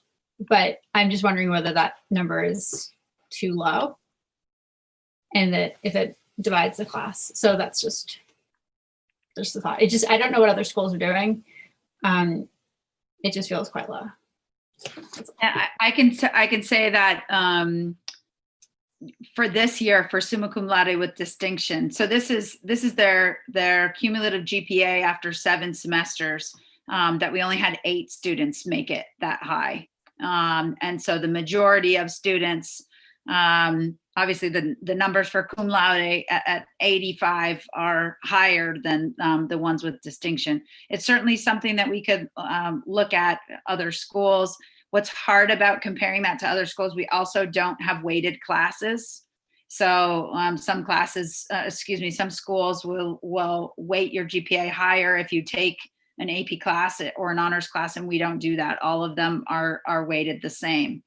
And so why this becomes such a complicated issue is because the thing that colleges tell us over and over again that they care about is the courses that the student has chosen to take in high school. They look at what we offer and what the student took more than the honor that they received or their cumulative GPA, because they know that every school has nuances into how they calculate it.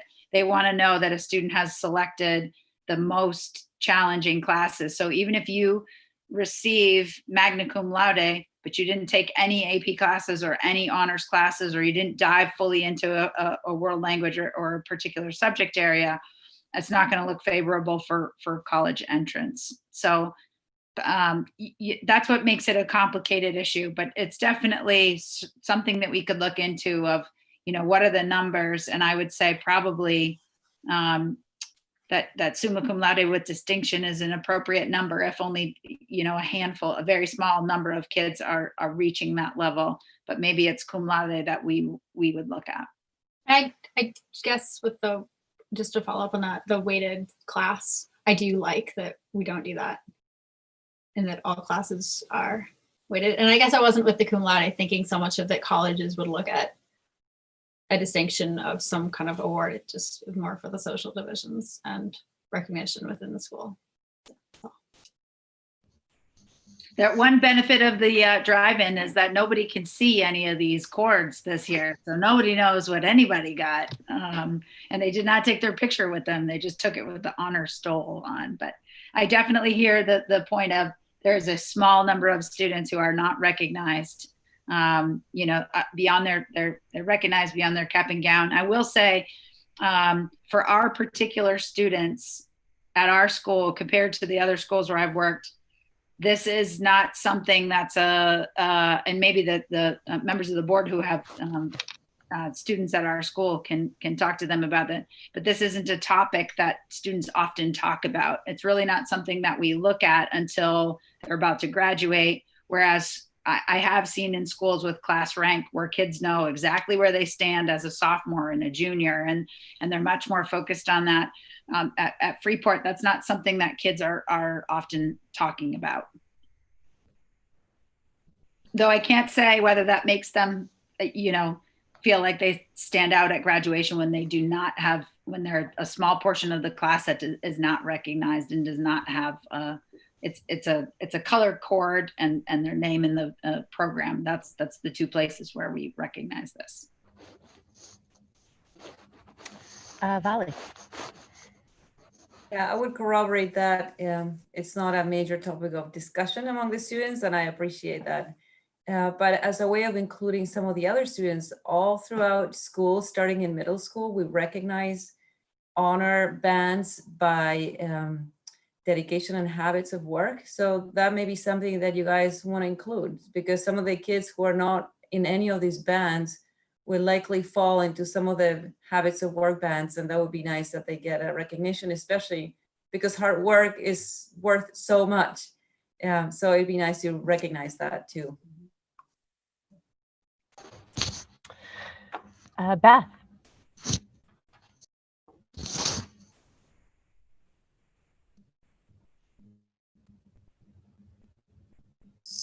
Just a quick, question, just curiosity, is why you went from the 4, talking about the Latin distinctions, you went from 4 to 3. Is there a certain reason behind that? Just curious. You know what, as you said that, that's only because I handed out honor cords today. We actually recognize 4, so we need to change that. We have summa cum laude with distinction, summa cum laude, magna cum laude, and cum laude. So there should be, that's an error. And I noticed you mentioned that, and I was like, what is this distinction? Yeah. So I can fix that because it's in the graduation program. So I can send that to you, Cynthia, of what those numbers or what the names of the numbers should be. Vali. Yeah, it's just a minor thing, but point E, middle school students earning high school credit. It refers to school level courses offered at the high school. I would prefer that it say at Freeport High School.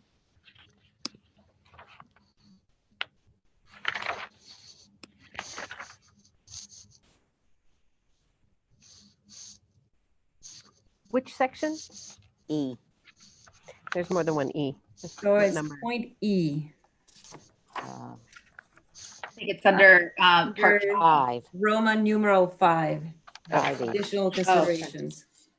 Okay. Page before this honors. So page 4. Okay. Do we have kids that take classes other than at Freeport High School?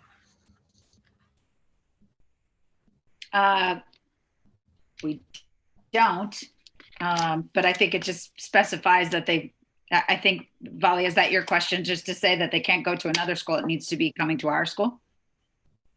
Well, not necessarily, but if it's the high school, we don't know which high school we're referring to. So we can either say a high school if we are, if our intention is to say any high school, but if it's our school, then it shouldn't be the high school, it should be Freeport High School. So I would eliminate the high school and say either a high school or Freeport High School, depending on which way you think it's most appropriate to go.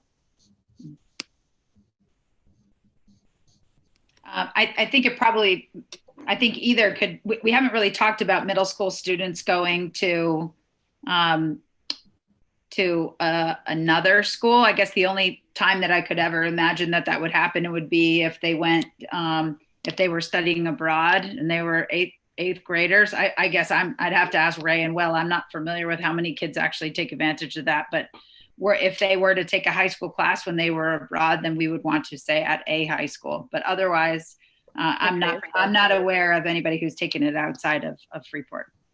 I mean, if you went to, if you moved here and you had, taken a class at your high school where you came from, Right. If it just said Freeport High School, that wouldn't qualify them for credit for that, right? Yeah, that's a great point. That's a good point. So maybe a high school.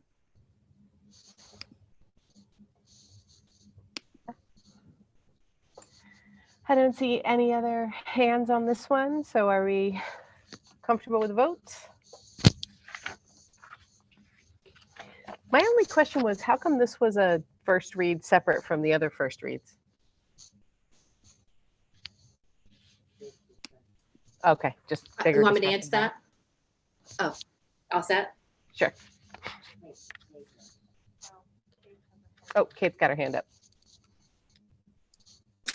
I was just wondering if maybe for 5E, if we could just remove the high school thing and just say middle school students successfully completing high school level courses often taught by high school staff or through a program approved by high school administration. Then we have to say a high school. I think where that has come from, Kate, is that we don't typically award credit for a class that's taken at the middle school that's a high school level class. These are particularly for the students who come to the high school. Okay. I think So that's it has to be in the building. Okay.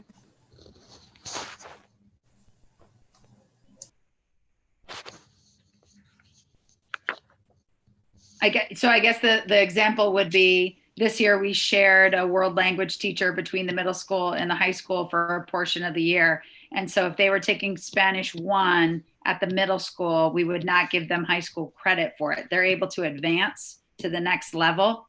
They start in Spanish 2, but they don't get credit for Spanish 1. So you can't say, I'm done with my high school requirement because I took it in the 8th grade.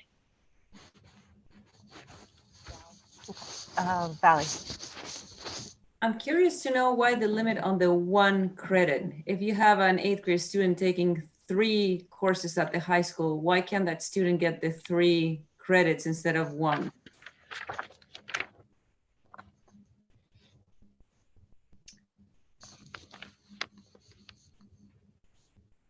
I think that was, I need to look at the previous version of this. But I believe that we have given more than 1 credit to students for what they're taking. We don't have many students do that, but I believe we have. And it's interesting because it does say high school courses, plural, right? So Yeah. potentially they could be taking more than 1 class, or 1 credit per course or something. I don't know. Right. And it looks like previously we did just say given 1 credit, so we kept that the same. Okay. Well, maybe we can change it. Kate. Are we being given the instruction here to make that 1 credit per course? What do you want us to bring back? Well, if this is going before second read, what I can look at, because we currently have 8th graders right now, we have every year since I've been here, so I can look at how many credits they've been awarded, and then I think that might have be a more informed discussion. Okay. Susanna. Yeah, thank you. Yeah, Jen, I'd like to just, talk with the 8th graders and figure out what's been going on. But reading both the current and the previous drafts of this, it does say, it sounds like the 1 credit could be within the course, in the sense that it says, in consultation with the appropriate department head will be given 1 credit toward the graduation. So I guess I was reading it as, I see where it could be read as 1 credit. If you take 3 courses, you still get 1 credit towards graduation, but I think it can also be read that you'll get 1 credit per class, since that it's with consultation of the appropriate department. So I'll check I'm with seeing that. a vagueness there that needs to be clarified, but I don't read it as 1 credit towards high school. And I'll check on that, because it will be easy, because this is one of the rare years when our 8th graders are taking more than 1 course. So we can look at how their credits look right now. Thank you.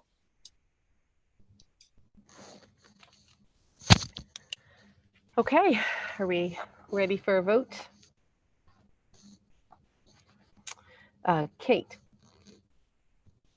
Yes. Jeremy, Yes.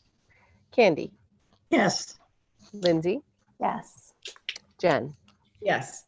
Susanna, Yes. Beth, Yes. Mara. Yes. I vote yes. Vali Yes. and Maddie. Yes. Liam, is he still on? Yeah, we did the motion before. Cynthia's got her hand up like I didn't. Did we not do a motion? Correct. We did not. We'll take the motions before all of them this time. Darn it. Okay. Okay, so do we have consideration and approval for a policy IKF, graduation requirements for first read? Thank you, Vali. Second, Beth, thank you. We're just going to confirm your votes to make sure nobody's changed their mind since we did the motion. Great.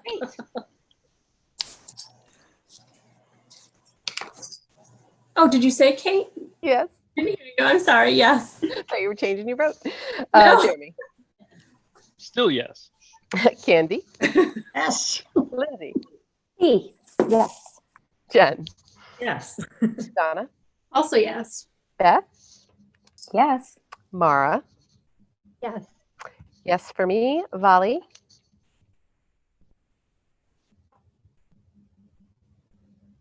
Did I hear? She's there. Oh, she's muted now. Yes. Yes. Thank you. We figured it was yes. Maddie. Let me think about it. Yes. And Liam. Is he still on? No, I think we lost Liam. He got tired of our double voting. Okay. All right. Thank you, guys. Sorry for that confusion. Thank you. So, yes, thank you, Jen. 13A is what we tabled. 13B. Okay, so I think that I'll start out and see if Cynthia has anything to add. We need to make just a slight change to the school calendar because of the furlough day that's being, that was voted on by the board. So I'm recommending that we change the February 12th PLD day to just read furlough day. And then I'm going to ask Cynthia if she has anything to add. Well, I hesitate because I'm not sure how far we've talked through this, but I'll just share this. The administrators were, some of the administrators, this is why I'm a little bit hesitant, were asking and wondering if next year, as you know, in our calendar, we have 2 early release days. One is at the end of March and one is at the beginning of May. And they were thinking that a better use of that release day may be if we're starting remotely in the fall, to have, and all of we're going to be, whether we're starting remotely or whether we're starting with students. If we start with students, we know we're going to need to do a lot of assessing because we didn't get to do that prior to them leaving this year. And with that, we need to look at the data. And so the elementary school principals were thinking that a better use of that early release day might be to move that day up. And I don't have my calendar in front of me, but it would be the day, I think it's October 8th, which would fall the day before the October 9th PLD day, so that they would have time to look at that data deeply on that early release day and then make plans the following PLD day on that October 9th. So that was, my only hesitancy is I think it's a great idea, is just that I don't think we've kind of firmed it up, that thinking, but that's what they had asked that we consider. So Cynthia, I just want to clarify which early release. The May, is it May 6th? Do you have the calendar in front of you, I Becky? have it May 5th. May 5th, okay. So your recommendation is to also at the same time move the May 5th early release to October the 8th. Correct. So again, for the purposes of the 3 weeks prior to that, completing the NWEA in the fall, completing the F&P assessments, and any other assessments that are going to be done, and then analyzing that data on that Thursday, and then taking action on it on that Friday. Planning.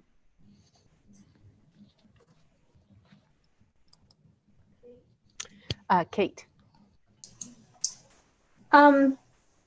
My only concern with that, Cynthia, is I was just wondering how the heck you're going to squeeze in all the assessments in September and have the data available by then.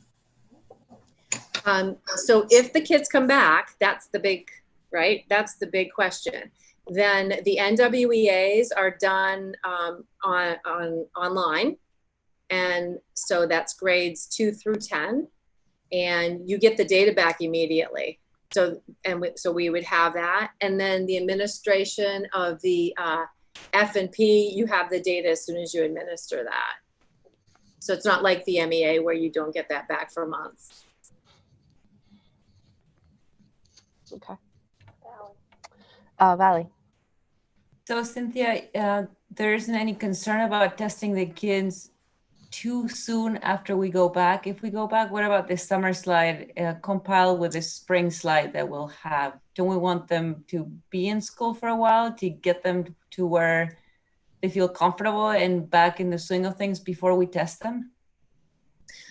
So I think, typically we wait till like the first week of October. So they have about 5.5 weeks. We could start it. I think the proposal is to start it like the second week after they have the 2 full weeks, just because we don't even know from March till now where they're at. So, we discussed that and we still felt that we need to know where they're at as soon as we can, because it's been such a long period of time, for 12 weeks. Right now, we haven't been able to do assessing.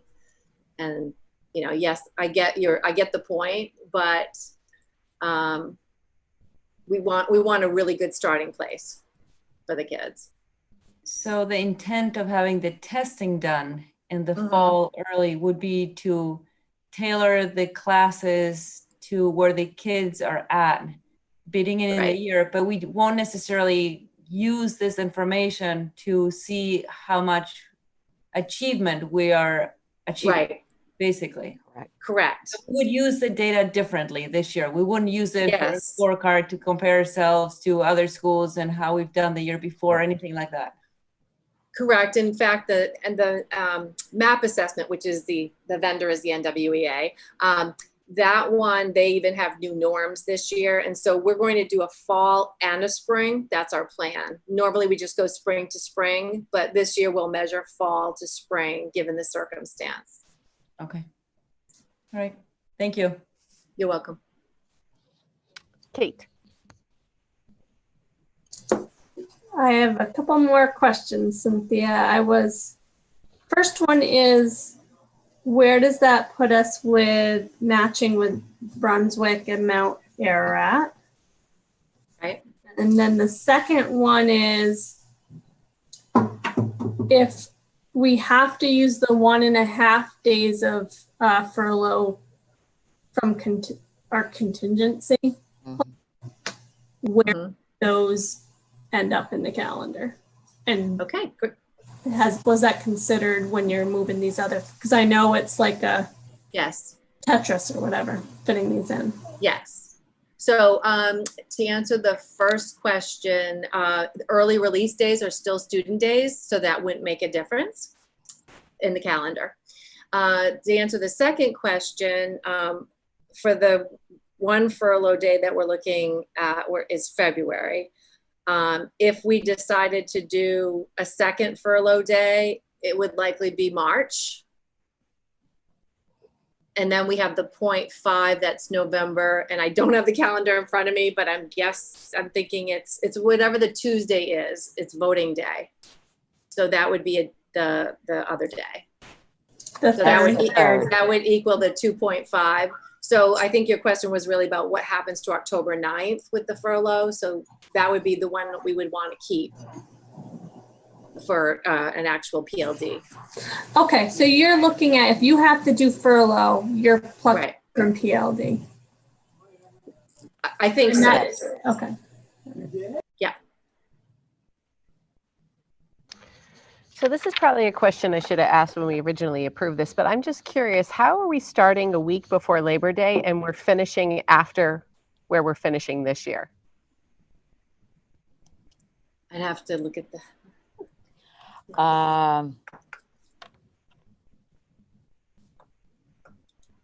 Is it the Christmas break because where it falls, it ends up longer this year or something? It must be, right? Because that makes no sense. We're starting 4 days sooner. Right, because we still have to have 175 student days. That first week too, we kept the Friday off, so there's the day there, right? That's so we only have a 4-day week, so that's 1 day. Right, that's true. Right, it's not a whole week. It does seem weird though, because we've had 2 full weeks in December before, and I feel like I haven't gotten out that late, but. Anyway, neither here nor there, I guess. So what you need for us to, so this isn't what we're voting on because this is what we've already approved, right? That's correct. So you would be voting, someone would need to make a motion to change October the 9th to a furlough day and to move the... No, February 12th. I mean, February, yes, thank you. February 12th, it's the furlough day. And then May 5th becomes just a normal student day. There's no early release on May 5th. And the early release would be moved to October the 8th. October. Correct. So I make the motion to turn February 12th into a furlough day, eliminate the early release on May 5th, and add an early release October 8th. Well said. Thank you, Valerie. Do we have a second? I second. Thanks, Kate. Any other questions or comments on the change to the calendar? What? Valerie, your hand is up. Do you have another question or are you good? You're good. Okay. All right. So we will go through the vote. Kate. Yes. Jeremy. Yes. Yes. Candy. Lindsay. Yes. Jen. Yes. Susanna. Yes. Beth. Yes. Mara. Yes. I vote yes. Vali. Yes. And Maddie. Yes. Okay. Thank you. Thank you. Personnel.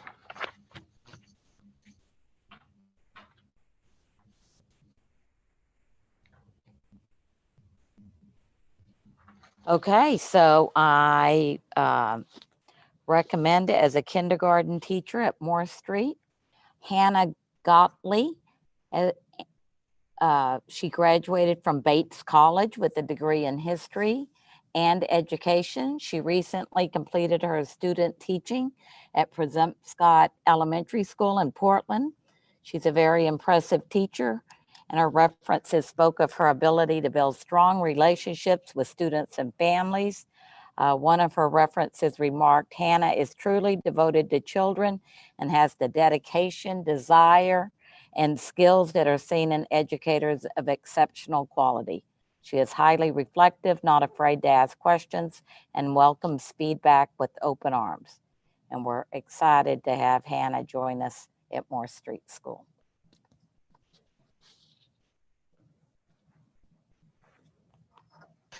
Okay, so do I have a motion for consideration and approval to employ a kindergarten teacher at the Moore Street School for the 2020-2021 school year? Thank you, Jen. Second from Mara. Any questions? Vali?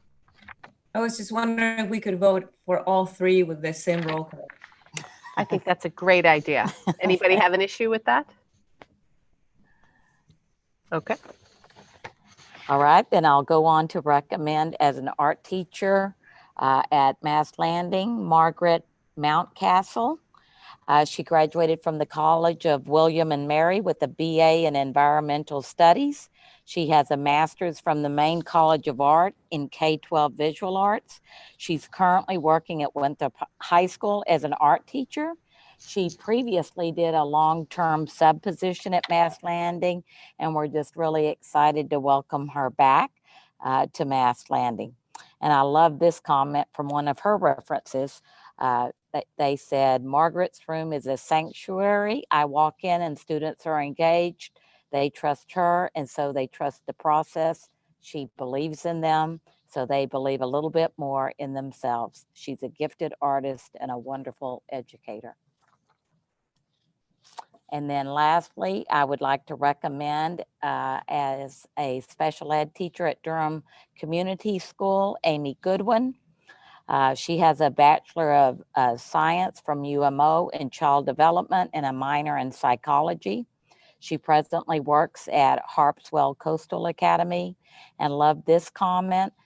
They said, Amy is an innovative thinker and creates novel ways to teach material to diverse learners. She is skilled and a dynamic teacher who focuses on making her instruction relevant to students while continuously assessing the effectiveness of her teaching. And so we are excited to recommend Amy to join our DCS community.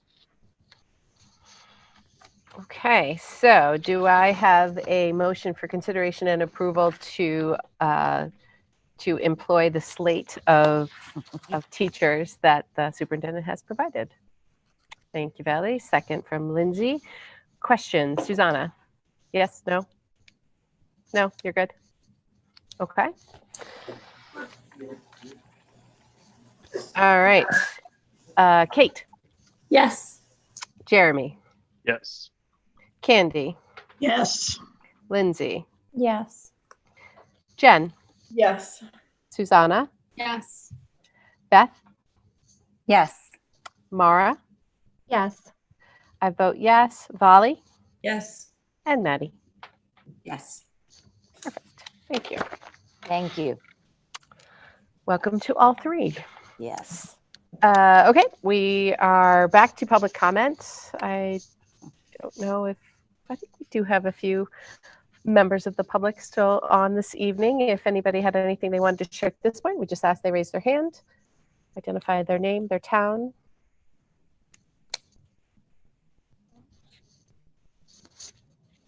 Okay. Well, then I would take a motion for consideration and approval to enter into executive session as outlined in 1 MRSA section 4056A for the purpose of discussing the superintendent's evaluation. Jen and Maddie, thank you.